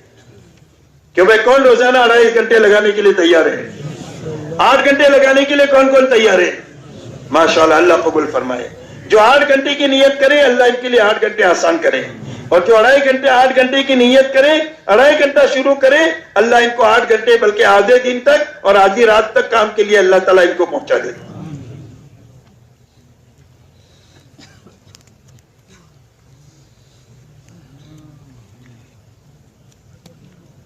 اب میرے دوستو جب وقت فارغ کریں گے تو سارے تقاضے پورے ہوں گے. مشورے میں وقت لگایا اور وقت فارغ ہی نہیں کیا تو وقت فارغ نہیں کریں گے تو کام آگے نہیں بڑھے گا. کام جو ہوگا وہ وقت فارغ کرنے ہی سے ہوگا. اس کی مثال آپ یہ سمجھیں کہ ایک سائیکل روڈ کی ہوتی ہے جس پر بیٹھ کر آدمی کام پر جاتا ہے، اور ایک سائیکل گھر میں ورزش کی ہوتی ہے. تو ورزش کی سائیکل جو گھر میں ہوتی ہے اس میں آدھا گھنٹہ بیٹھ کر آدمی ورزش کرتا ہے. کاٹا بتاتا ہے کہ آپ 50 کلومیٹر کراچی سے آگے نکل گئے، حالانکہ وہ 1 انچ اپنی جگہ سے سائیکل ہلی ہی نہیں. تو آپ مشوروں میں ماشاءاللہ خوب باتیں ہوئی، خوب سوچنا ہوا، لیکن اس کے بعد وقت فارغ ہی نہیں کر رہے تو کام اپنی جگہ سے 1 انچ بھی آگے نہیں ہلے گا. کام اس وقت میں آگے بڑھے گا جب روزانہ ہم وقت فارغ کریں گے. 2.5 گھنٹے سے لے کر 8 گھنٹے آدھے دن تک جتنا بھی اللہ ہمت دے اس کو فارغ کریں گے تو کام ہوگا. جب 2.5 گھنٹہ آپ فارغ کریں گے تو اللہ تعالیٰ کام کے تقاضے آپ کے اوپر ڈالیں گے. دکان ہی نہیں کھولی آپ نے تو کیوں بھائی کہا گئے گا؟ اس لیے 2.5 گھنٹہ فارغ کرنا یہ دکان کھولنا ہے. جب 2.5 گھنٹہ آپ فارغ کریں گے تو اللہ آپ کے اوپر کام کے تقاضے دیں گے کہ 2.5 گھنٹے میں کیا کرنا ہے. اب 2.5 گھنٹے میں آپ نے 50 گھر اپنے ذمے لیے، اس میں آپ پہلے گھر پر گئے ملاقات کے لیے تو گھر پر نہیں ملا آدمی تو آپ گھر نہیں جائیں گے. آپ جو ہے آپ کے پاس تو 2.5 گھنٹہ ہے لگانا ہے. آپ پوچھیں گے بھئی یہ صاحب کہاں ملیں گے؟ کہ بھئی فلانے میں جگہ پر ہماری دکانیں وہاں ملیں گی. تو آپ پیدل یا سائیکل سے یا گاڑی سے وہاں جائیں گے قریب دور کے اعتبار سے. اب وہاں پہنچے پتا چلا کہ وہ تو یہاں سے نکل گئے فلانی جگہ دوستوں کے ساتھ بیٹھنے کا معمول ہے تو آپ گھر نہیں جائیں گے اس لیے کہ آپ کو تو 2.5 گھنٹہ پورا لگانا ہے. تو آپ تیسری جگہ اس کے پاس تلاش کرتے ہوئے جائیں گے. جب 3 جگہ آپ دھکا کھا کر آپ پہنچیں گے پسینے میں شرابر ہو کر اپنے آپ کو تھکا کر کے تو اللہ آپ کی بات میں وزن پیدا کر دیں گے، سامنے والے میں قبولیت کی استعداد پیدا کر دیں گے. کام کرنے کا میرے دوستو یہ طریقہ ہے. مولانا الیاس صاحب رحمت اللہ علیہ کا ملفوظ ہے کہ ہمارے کام میں مقصود تعب ہے. کیا ہے؟ تعب عربی میں کہتے ہیں تھکنے کو. آدمی اتنا تھکے کہ اللہ کو پیار آ جائے کام ہو گیا. آپ ایک آدمی کے پیچھے 2.5 گھنٹہ تلاش کرتے ہوئے پھرتے ہی رہے اور وہ ملا ہی نہیں اور آپ تھک کر چور ہو گئے اور آپ مسجد میں آ کر 2 رکعت نماز پڑھ کر اللہ سے کہو گے تو اللہ آپ کی دعا کو قبول کر دیں گے، کبھی رد نہیں کریں گے. تھکنے کے بعد کی دعا کبھی رد نہیں ہوتی، اللہ کی مقبول ہوتی ہے. اس لیے میرے دوستو تھکنا اسی وقت میں ہوگا جب وقت فارغ کر کے ہم لوگوں کے پیچھے دوڑیں گے. جہاں ملے وہاں جائیں، گھر پر ملے گھر جائے، بازار ملے تو بازار میں جائیں، کیرم کے اڈے پر ملے تو وہاں جائے. اس کے علاوہ اور کوئی اڈا ہے اس اڈے پر مل سکتے ہیں تو وہاں جا کر کے بھی جانا اور جا کر کے ہر ایک کو ایمان کی بات کرنا، آخرت کی بات کرنا، دین کا نفع سمجھانا، بے دینی کا نقصان سمجھانا. اور اس کے بعد آپ نے اپنی مسجد میں 4 مہینے چلوں کی جماعتیں مہینوں کے اعتبار سے طے کی ہے ان کی تشکیل کرنا، لیکن ایمان آخرت اور دین کو بول کر پھر کرنا. لوہے کو گرم کیے بغیر آپ چاقو چھری نہیں بنا سکتے. پہلے لوہے کو گرم کرنا اور گرم ہوگا ایمان سے، دین کا نفع سے، آخرت کے مذاکرے سے آدمی کے اندر میں کرنے کا داعیہ پیدا ہوگا. اب اس کے بعد اس کی 4 مہینے کی تشکیل کریں. 4 مہینے کے لیے تیار نہیں ہوا تو زیادہ زور نہ لگائیں، زیادہ جبر نہ کریں. چلے کی بات کریں، چلے کے لیے نہیں تیار ہوا 3 دن کی بات کریں. 3 دن کے لیے کسی وجہ سے نہیں تیار ہوا تو آپ مسجد کے کسی نہ کسی عمل کے لیے اس کو تیار کریں.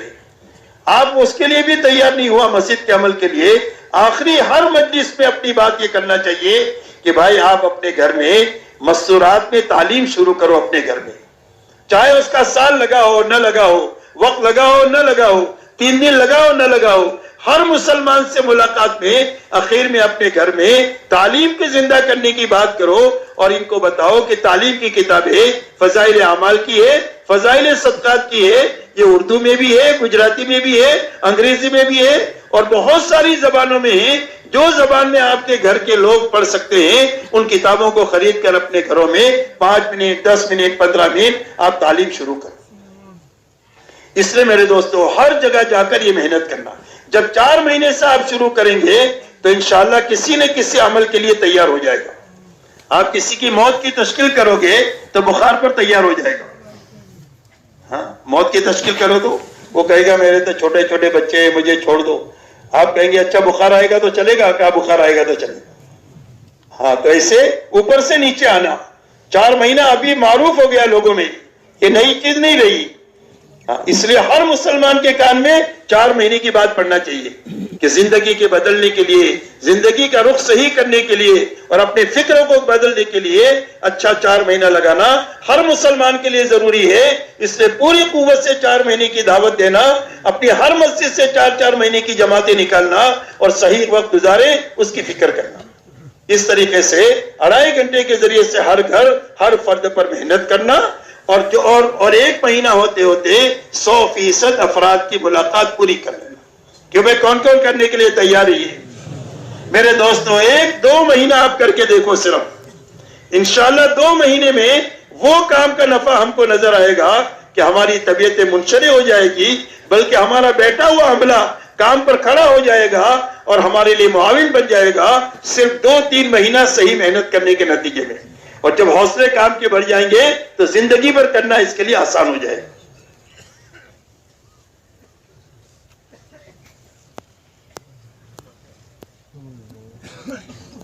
اسی کے ساتھ میں میرے محترم دوستو مشورہ ہے، روزانہ 2.5 گھنٹے کی یہ محنت ہے۔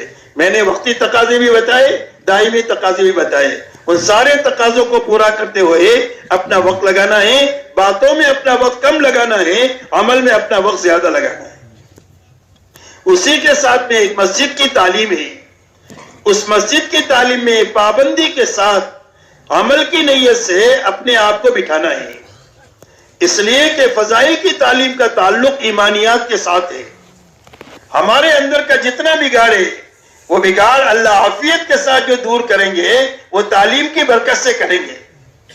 ایک آدمی مسجد میں آیا اور مسجد میں آ کے نماز پڑھ کر چلا گیا، زندگی میں حرام ہے تو حرام سے توبہ کی توفیق نہیں ملے گی، گھروں میں جھگڑے ہیں ختم نہیں ہوں گے۔ اگر یہ تعلیم کے حلقے میں بیٹھ گیا، نماز کی سستی ہے تو نماز کی سستی تعلیم کی برکت سے دور ہوگی، ایمان کی کھوٹ تعلیم کی برکت سے دور ہوگی، گھروں کے جھگڑے تعلیم کی برکت سے دور ہوں گے، حلال حرام کی رعایت زندگیوں میں تعلیم کی برکت سے آئے گی، اخلاص اور للہیت زندگی میں تعلیم کی برکت سے آئے گی، اور ادھی امت کا درد و غم دین کی تعلیم کی برکت سے آئے گا، زندگیوں کے بگاڑ دور ہوگا، زندگیوں میں اچھائی آئے گی، وہ تعلیم کے راستے سے آئے گی۔ اتنا بڑا عمل ہے، جیسے گولی ہے، گولی آدمی کھاتا ہے پیٹ میں جاتی ہے، لیکن سر میں درد ہے تو یہ اثر کرتی ہے، اور گھٹنے میں درد ہے تو یہ اثر کرتی ہے۔ ایسا ہی یہ تعلیم کا عمل ہے۔ اللہ ہمارے رب ہے، وہ جانتے ہیں اس مجمع کی کیا ضرورت ہے، اللہ تعلیم میں ایسے مضامین لائیں گے جس سے ہمارا بگاڑ دور ہو اور ہماری زندگیوں میں نکھار پیدا ہو جائے۔ اس لیے پابندی کے ساتھ عمل کی نیت سے اپنی مسجد کی تعلیم میں بیٹھتے ہوئے اس بات کی کوشش کرنا کہ مسجد کا ہر مصلی تعلیم کے عمل میں شریک ہونا چاہیے۔ یہ تعلیم ہر مسجد میں آنے والے کے لیے ہے کہ مسجد میں آنے والا ہر مصلی تعلیم کے عمل میں شریک کرے، تاکہ اس کی دینداری میں روزانہ ترقی ہونی چاہیے، اس کے اندر کا بگاڑ ختم ہونا چاہیے، اس کی زندگی میں اچھائیاں پیدا ہونی چاہیے، وہ تعلیم کی برکت سے پیدا ہو۔ اسی کے ساتھ میں میرے دوستو اپنے گھروں میں کی تعلیم کے عمل کو زندہ کرنا۔ دوستو بہت فکر کی بات ہے اور اچھی طرح سمجھنے کی بات ہے۔ اس وقت میں میرے دوستو جو بے دینی کا سیلاب تیزی کے ساتھ پوری دنیا میں آ رہا ہے، اس سے ہمارے اپنے آپ کو اور اپنی عورتوں کو اور خصوصیت کے ساتھ اپنے بچوں کو نسلوں کو بچانے کا راستہ اپنے گھر کا ماحول بنانے کے علاوہ کوئی راستہ نہیں. یاد رکھو اس لیے کہ ہمارے پاس میں جتنے خصوصی شعبے ہیں دین کے, چاہے مکتب سے لے کر دارالعلوم تک کے جتنا نظام ہے جس میں ہمارے بچے بچیاں ابتدائی تعلیم لیتی ہے اور یا تو عالم اور حافظ کا کورس کرتی ہے مرد اور بچے اور بچیاں, اس میں مشکل سے امت کے 3 سے 4% بچے وہ ہمارے مکتب سے لے کر دارالعلوم کے نظام سے جڑے ہوئے ہیں. باقی 97-96% بچے بچیاں ہماری 3 سال کی عمر سے لے کر 25-27 سال کی عمر تک یہ دنیاوی تعلیم کے نظام کے ساتھ جڑی ہوئی ہے. اچھی طرح غور کرنا, محلے کی سطح سے بھی, شہر کی سطح سے بھی, اور ملک کی سطح سے اور عالم کی سطح سے, تو اس نتیجے پر پہنچیں گے کہ جو میں بات کہہ رہا ہوں وہ پکی ٹھکی بات کہہ رہا ہوں. مشکل سے 4%, 3% یہ مکتب سے لے کر دارالعلوم کے نظام کے ساتھ ہمارے بچے بچیاں جڑی ہوئی ہے. باقی 96%, 95% دنیاوی تعلیم کے نظام کے ساتھ میں جڑی ہوئی ہے. اب ان کی دین کی سلامتی کا کیا راستہ؟ کہ بھائی اس کو سوچنا ضروری ہے کہ نہیں ہے. اس لیے کہ ان کی دین کی سلامتی کا راستہ اس کے علاوہ نہیں ہے. اس لیے کہ جہاں جہاں پر بھی وہ پڑھنے کے لیے جاتے ہیں اس کے ماحول کو بدلنا تمہارے میرے بس میں نہیں ہے, لیکن اپنے گھر کا ماحول بدلنا یہ ہمارے بس میں ہے. اگر اپنے گھر کا ماحول ہم بدل دیں اور ہمارے گھر کا ماحول ہم بنا دیں تو ہمارے یہ بچے بچیاں جو 3 سال سے اسکولوں کے اندر میں جاتی ہے اور 25-27 سال تک وہ اسکول کی تعلیم کے ساتھ رہتی ہے, اگر ہمارے گھروں میں یہ 16 گھنٹے رہیں گے اور 8 گھنٹے تعلیم کے لیے جائیں گے تو ہمارے گھر کا ماحول باہر کے جراثیم سے ان کی حفاظت کر دے گا, اور ہمارے بچے بچیاں باہر کے مسموم فضا سے بچ کر کے اپنی دین کی سلامتی کے ساتھ یہ دنیاوی علوم کو لے لے گی. اس سے ہم انکار نہیں کرتے ہیں, آپ ڈاکٹر بنائیں, انجینئر بنائیں, سائنسداں بنائیں, آپ یہ سارے علوم دے بچے بچیوں کو, لیکن دین کے ماحول میں دینا چاہیے, دینداری کے ساتھ دینا چاہیے. یہ سب کچھ حاصل ہو گیا اور دین ضائع ہو گیا تو اتنا بڑا نقصان ہے کہ اس کی تلافی کبھی بھی نہیں ہو سکتی ہے. نہ گھر کی سطح سے ہو سکتی ہے, نہ محلے کی سطح سے ہو سکتی ہے, اور نہ ملک کی سطح سے ہو سکتی ہے. اس کی تلافی ہونے کا ایک ہی راستہ ہے کہ اپنے محلوں کا ماحول, اپنے گھروں کا ماحول بنایا جائے. اپنے گھروں کا ماحول بنانے کے لیے سب سے زیادہ طاقتور چیز جو ہے اپنے گھروں کی تعلیم ہے, کہ ہر آدمی, ہر مسلمان دنیا کے ہر کونے میں جہاں کہیں بھی ہے, چاہے تبلیغ میں لگا ہو نہ لگا ہو, اس کو اس بات پر آمادہ کرنا کہ اپنے گھروں میں تعلیم کے ذریعے سے اور محبت کے راستے سے اپنے گھر کا ماحول بنائے. زبردستی کے راستے سے نہیں, ڈانٹ ڈپٹ کے راستے سے نہیں, مار پیٹ کے راستے سے نہیں, صرف محبت کے راستے سے. محبت کی زبان جانور جانتا ہے تو انسان تو زیادہ سمجھتا ہے محبت کی بھاشا کو. تو محبت سے, تحمل اور برداشت سے اپنے گھروں کے اندر میں تعلیم کے حلقے کو رواج دیں گے پوری امت کی زندگی میں, تو اس کے راستے سے گھروں کا ماحول بنے گا. اور جب گھر تعلیم کے ماحول میں فضائل کی تعلیم بھی ہو, اور کبھی کبھی جو لوگ ماشاءاللہ 6 صفات کی بات کر سکتے ہیں وہ 6 صفات کی بات کریں, نئے لوگ نہیں کر سکتے ہیں, کوئی بات نہیں, فضائل کی تعلیم کریں. وہ تعلیم اتنی طاقتور ہے کہ چند مہینے ہوتے ہوتے گھر کے ماحول کو بدل دے گی. مولانا حضرت جی رحمت اللہ علیہ فرمایا کرتے تھے کہ تمہارے گھروں میں بے دینی کے آنے کے جتنے سوراخ ہیں وہ سارے سوراخ جو بند ہوں گے وہ تعلیم کی برکت سے بند ہو جائیں گے, اور گھروں میں نماز کی فضا بن جائے گی. چند مہینوں کے اندر میں تسبیح تلاوت کی فضا بن جائے گی, بچوں کی تربیت کا فکر بن جائے گا, ان کی دینداری کا فکر پیدا ہو جائے گا, سادگی اور حیا گھروں میں آ جائے گی. گھروں کے اندر کے سارے بگاڑ عافیت کے ساتھ ختم ہو جائیں گے, اور زندگی اور گھر ایک نمونہ بنتے چلے جائیں گے امت کے. اس تعلیم کی برکت سے اللہ نے اتنی بڑی طاقت رکھی ہے. اس لیے میرے دوستو 97% مسلمانوں کے بچے, ان کی حفاظت کا راستہ اور دینداری کے پر آنے کا راستہ اور بے دینی سے بچنے کا راستہ ان گھروں کے اندر میں تعلیم کے حلقے کو زندہ کرنا ہے. اس لیے پوری قوت کے ساتھ پورے عالم پر اس بات کی طاقت لگانی ہے کہ ہر گھر میں تعلیم کا حلقہ زندہ ہو. اسی کے ساتھ میں میرے دوستو تعلیم کے حلقے کو زندہ کرنے کے لیے ایک آسان شکل جو ہے, ہر محلے میں اجتماعی مستورات کی تعلیم کے حلقے ہیں.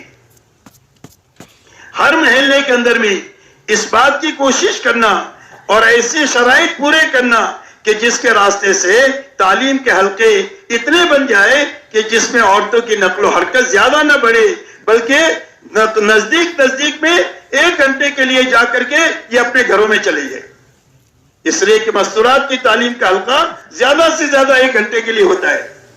اب 30 گھروں کے اندر میں ایک حلقہ ہو تو 30 گھروں کا ایریا ہی کتنا ہوتا ہے. تھوڑے سے ایریا میں آنے جانے میں کوئی دشواری نہیں، نہ محرم کی ضرورت ہے نہ سواری کی ضرورت ہے، پیدل جائیں گے پیدل آ جائیں گے. تو تعلیم کے حلقوں کو خوب رواج دینا. اس کے لیے میرے دوستو آپ حضرات یہ سوچیں کہ بھئی آپ کے محلے میں کتنے گھر ہیں؟ 400 گھر ہیں. اب 400 گھروں میں اگر ایک گھر میں 3 مستورات ہیں، 1200 عورتیں ہوئی. 1200 عورتوں میں ایک حلقہ ہوتا ہے، اس میں 15-20 عورتیں اگر آپ کی آتی ہے 1200 میں سے، تو مشکل سے کتنا فیصد عورتیں تعلیم کے اندر میں شریک ہوئی. اب جو عورتیں پورا سال بات نہیں سنتی، پوری زندگی جن کے کانوں میں اللہ رسول کی بات نہیں پڑتی، آخرت کی بات نہیں پڑتی، ان کی زندگی میں دین کے آنے کا کیا راستہ بتاؤ. میرے دوستو اس کے لیے یہ مستقل فکر کرنے کی بات ہے کہ ہماری تعلیم کے حلقے بڑھتے رہنا چاہیے. اس کے لیے آپ سب سے پہلے یہ دیکھو کہ آپ کے محلے میں کتنی بہنیں ایسی ہیں کہ جن کا چلہ لگا ہے، 15 دن لگے ہیں، ان کے 3 دن لگے ہیں، اور 3 دن اچھا لگانے کے نتیجے میں ان کے اندر میں استعداد پیدا ہوئی ہے تعلیم کے حلقوں کو چلانے کی. اپنے ذمہ داروں سے مشورہ کر کے ان کی جتنی بہنیں ہوں ان کو سامنے رکھ کر، محلے کی نوعیت کو سامنے رکھ کر حلقوں کو مشوروں سے بڑھائیں، اور اس کی دیکھ بھال مسجد وار جماعت کے ذریعے سے کریں. اس لیے کہ مسجد وار جماعت کے تابع ہی ہے مستورات کا کام. تو مسجد وار جماعت کی دیکھ بھال ہوگی، اور ہماری بہنیں گھر کی، ہماری بیوی ہے، ہماری ماں ہے، ہماری بیٹی ہے، سمجھدار ہے، وہ تعلیم کے حلقوں میں جائے گی تو ہم اس کے حالات اچھی طریقے سے لے سکتے ہیں تاکہ کوئی غلط چیز وہاں پر وجود میں نہ آئے. صرف وہاں پر فضائل کی تعلیم ہو اور وہاں 6 نمبر کا مذاکرہ ہو. جب یہ مستورات محلے کی اپنے اپنے محلوں میں تعلیم کے حلقوں میں آئے گی اور عورتوں کی طرف سے ترغیب سنے گی گھروں کی تعلیم کی، اور کبھی کبھی ان سے پوچھ بھی لیا کرے گی کہ گھروں کے اندر میں تعلیم کا حلقہ شروع ہے، تو اس طریقے سے آہستہ آہستہ ہر گھر میں تعلیم زندہ ہوگی.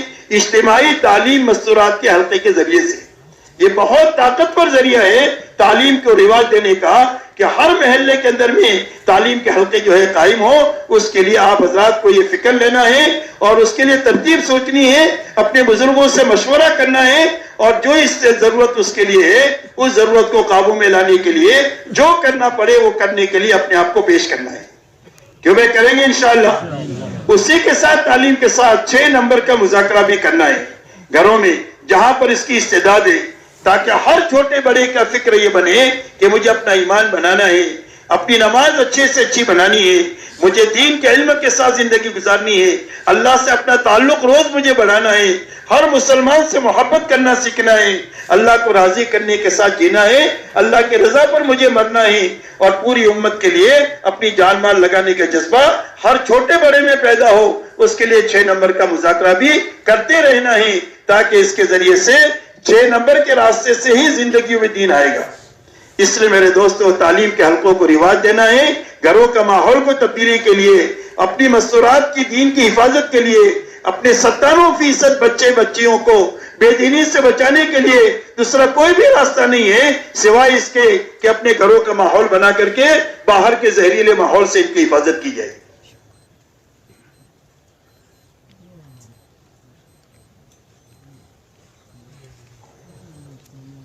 اسی کے ساتھ میرے محترم دوستو ہفتہ واری گشت کے ذریعے سے ایسی فضا ہمارے مسجد محلے میں بنانی ہے کہ 100% نماز زندہ ہونی چاہیے.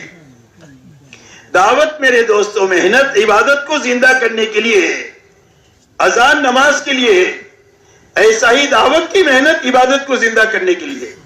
حضرت جی رحمت اللہ علیہ کے زمانے میں ہم نے بارہا یہ بات سنی کارگزاری کے دوران میں، جب ان کے سامنے جماعتوں کی نقل و حرکت پیش کی جاتی تھی تو اس کو قدر کرتے ہوئے یہ پوچھتے تھے کہ الحمدللہ اللہ جزائے خیر دے، آپ نے بڑا کام کیا، ہمیں تو کچھ بستیاں ایسی بتاؤ کہ جن بستیوں میں 100% ایمان والے مرد اور عورتیں سارے نمازی ہوں. اور جب کوئی بستی کا نام آتا تھا تو وہ کھل جاتے تھے، خوش ہو جاتے تھے کہ الحمدللہ دعوت کے ذریعے سے جو عبادت زندہ کرنا مقصود ہے الحمدللہ ہو رہی ہے.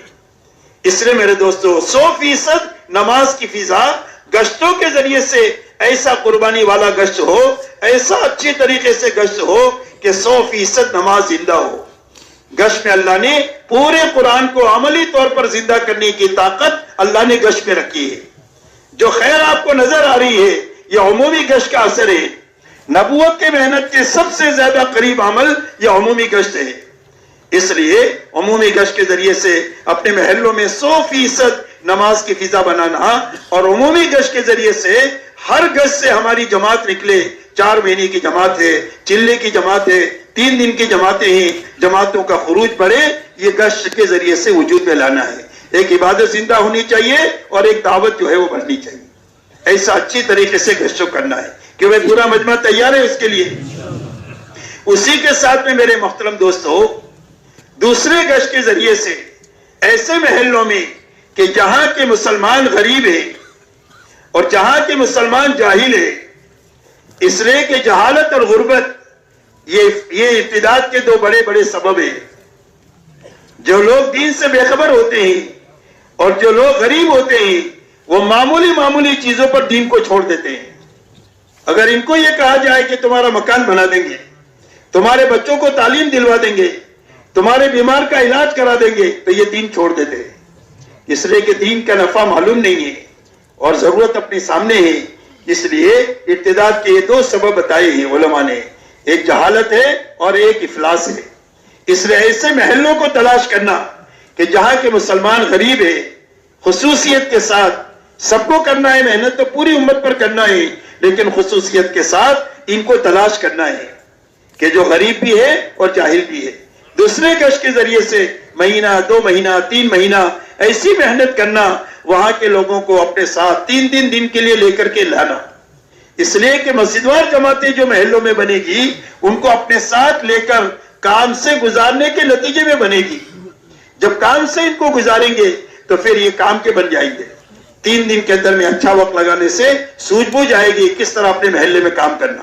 تو اس کے لیے دوسرے گشت کے ذریعے سے آپ کو ہر محلے میں مسجدوار جماعت بنانی ہے. مسجد ہے تو مسجد میں کام شروع کرنا ہے, مسجد نہیں ہے تو کسی گیریج میں, کسی درخت کے نیچے, کسی آفس میں, کسی بند کمرے کو کرائے پر لے کر کے کسی بھی طریقے سے ہر محلے میں جہاں پر ایمان والے ہیں دوسرے گشت کے ذریعے سے محنت کو زندہ کرنا ہے, تاکہ 100% دینداری کی فضا ہمارے گھر سے لے کر عالم میں بنے. اسی کے ساتھ میں میرے محترم دوستو, آخری بات یہ ہے کہ ہمارا کیلنڈر 27 دن کا, ہم اپنے گھر کاروبار کا جو نظام سوچیں گے وہ 27 دن کا سوچیں گے کہ اپنے گھر کاروبار کو 27 دن میں پورا کریں گے اور ان اعمال کے ساتھ کریں گے. یہ جو روز کرنے کے اعمال ہے, روز کرنے کا عمل مشورہ ہے, 2.5 گھنٹہ ہے اور تعلیم ہے. ہفتہ واری کرنے کا عمل 2 گشت ہے. تو یہ سارے عمل کرتے ہوئے اپنے گھر کاروبار کی دیکھ بھال کریں گے اور 3 دن اللہ کے راستے میں نکلیں گے نہیں بلکہ اپنی جماعت بنا کر کے نکلیں گے. کیا کریں گے؟ ہر پرانا آدمی اپنی جماعت بنا کر کے نکلے, اس لیے کہ جو جماعت بنا کر کے نکلے گا وہی جماعت کی تعلیم اور تربیت کر سکے گا. جو عورت بچہ جانتی ہے وہ اپنے بچے کی قدر جانتی ہے, اس لیے اس کا بچہ روئے تو اس کے دل میں درد ہوتا ہے اور پڑوسی کا روئے تو اس کے سر میں درد ہوتا ہے, اس لیے کہ اس کا کچھ لگا ہی نہیں. تو اپنی جماعت خود بنانا, 27 دن اپنی مسجد وار جماعت کے ساتھ مل کر اپنے ایریے میں 50-60 گھروں میں محنت کر کے اپنی جماعت خود بنانا. اب جماعت بنا کر کے جماعت 3 دن کے اندر میں 2 کام کرنا, ایک تو وقت پورا لگانا اور ایک اعمال پورے کرنا. کہ بھئی 3 دن میں کتنا وقت ہوتا ہے؟ 72 گھنٹے. تو ایک تو 72 گھنٹے پورے لگانا, اس لیے کہ ایک کنویں میں 72 ہاتھ پر پانی ہے, آپ کے ہاتھ میں 70 ہاتھ کی رسی ہے کہ بھئی پانی ملے گا, 2 ہی فٹ کم ہے بس. 2 ہی گھنٹے تو کم ہے, کیا فرق پڑتا ہے؟ دیکھو میرے دوستو, بارش کے کون سے قطرے میں برکت ہے ہم کو نہیں معلوم, پہلے قطرے میں, بیچ میں, آخر میں. ہمیں نہیں معلوم ہے کہ ہماری تربیت پہلے گھنٹے میں ہے کہ آخری گھنٹے میں ہے. اس لیے تربیت کی تلاش میں 72 گھنٹے پورے لگانا. کہ وہ کون کون 72 گھنٹے پورے لگائیے. ماشاءاللہ, اللہ قبول فرمائے. چاہے چھٹی لے کر کے لگانا پڑے, تنخواہ کٹا کر کے لگانا پڑے, جو تنخواہ کٹا کر کے آپ لگائیں گے وہ نقصان نہیں ہوگا, وہ قربانی ہوگی.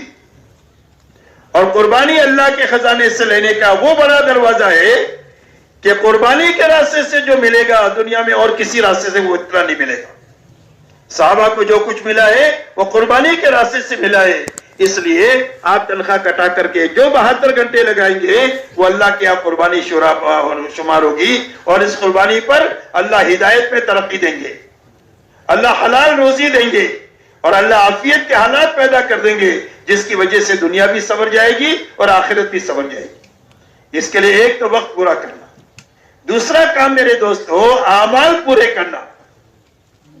اس لیے کہ پھرنا پھرنے کے لیے نہیں ہے, بلکہ نکلنا کسی کام کے لیے ہے. چند کاموں کے لیے نکلتے ہیں, ان کاموں کے ساتھ اپنا وقت پورا کرنا. 3 دن بھی, چلہ بھی, 4 مہینہ بھی, 7 مہینہ بھی اور سال بھی. اس لیے کہ آدمی پھرنے سے نہیں بنے گا. آدمی پھرنے کے زمانے میں جو کرنے کے کام ہیں انفرادی اجتماعی, ان کاموں کی پابندی سے بنے گا, اور بچنے کی چیزوں سے بچنے سے بنے گا. آدمی کے بننے کی یہ 2 بنیادیں ہیں, کرنا اور بچنا. کرنے کا کوئی کام چھوٹنا نہیں چاہیے اور وقت ضائع نہیں ہونا چاہیے. یہ 2 بنیادیں ہیں. علاج میں 2 چیزیں ہوتی ہیں, ایک دوائی کرنا اور ایک دوائی کھانا, اور ایک پرہیز کرنا. آپ نے دوائی نہیں کھائی تو علاج نہیں ہوگا, دوائی کھائی پرہیز نہیں کیا تو دوا کام نہیں کرے گی. ایسا ہی ہمارے بننے کے لیے ایک نکلنا ہے. تو بننے کے کیا معنی ہے؟ بننے کے معنی 2 چیزیں بننی چاہیے. ایک دل بننا چاہیے, ایک فکر صحیح ہونا چاہیے. دل کا بننا یہ ہے کہ دل کا رخ اللہ کی طرف ہو جائے, اللہ کے حکموں کی طرف ہو جائے اور آخرت کی طرف ہو جائے.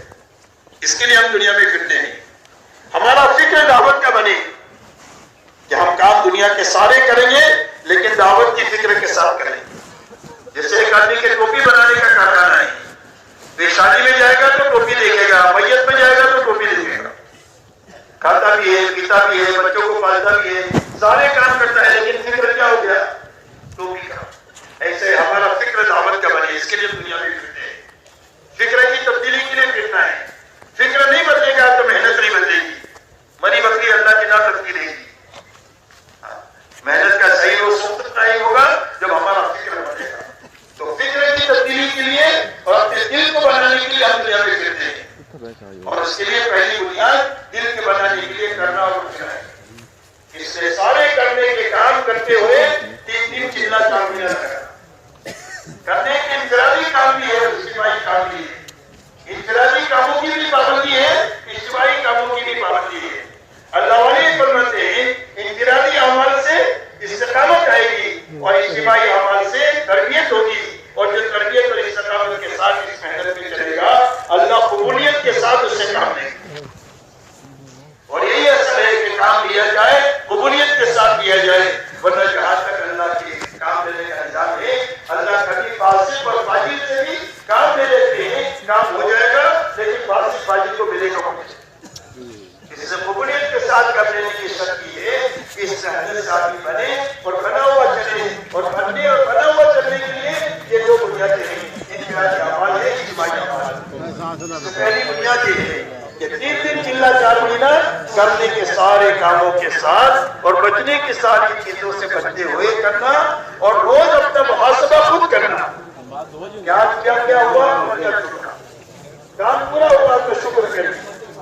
کوئی کام چھوٹا ہے, تلافی ممکن ہے تو تلافی کریں. تلافی ممکن نہیں ہے, اجتماعی عمل چھوٹ گیا ہے تو سچی پکی توبہ استغفار کریں. 2 رکعت صلاۃ توبہ پڑھیں کہ اللہ آپ نے اتنی بڑی نعمت دیا اور مجھے مسجد کا ماحول دیا اور دعوت کا ماحول دیا, اس میں نے کام نہیں کیا, فارغ ہو کر نہیں. محمد عبدہ ورسولہ صلی اللہ علیہ وعلا آلہ واصحابہ وبارک وسلم تسلیما کثیرا کثیرا. اعوذ باللہ من الشیطان الرجیم.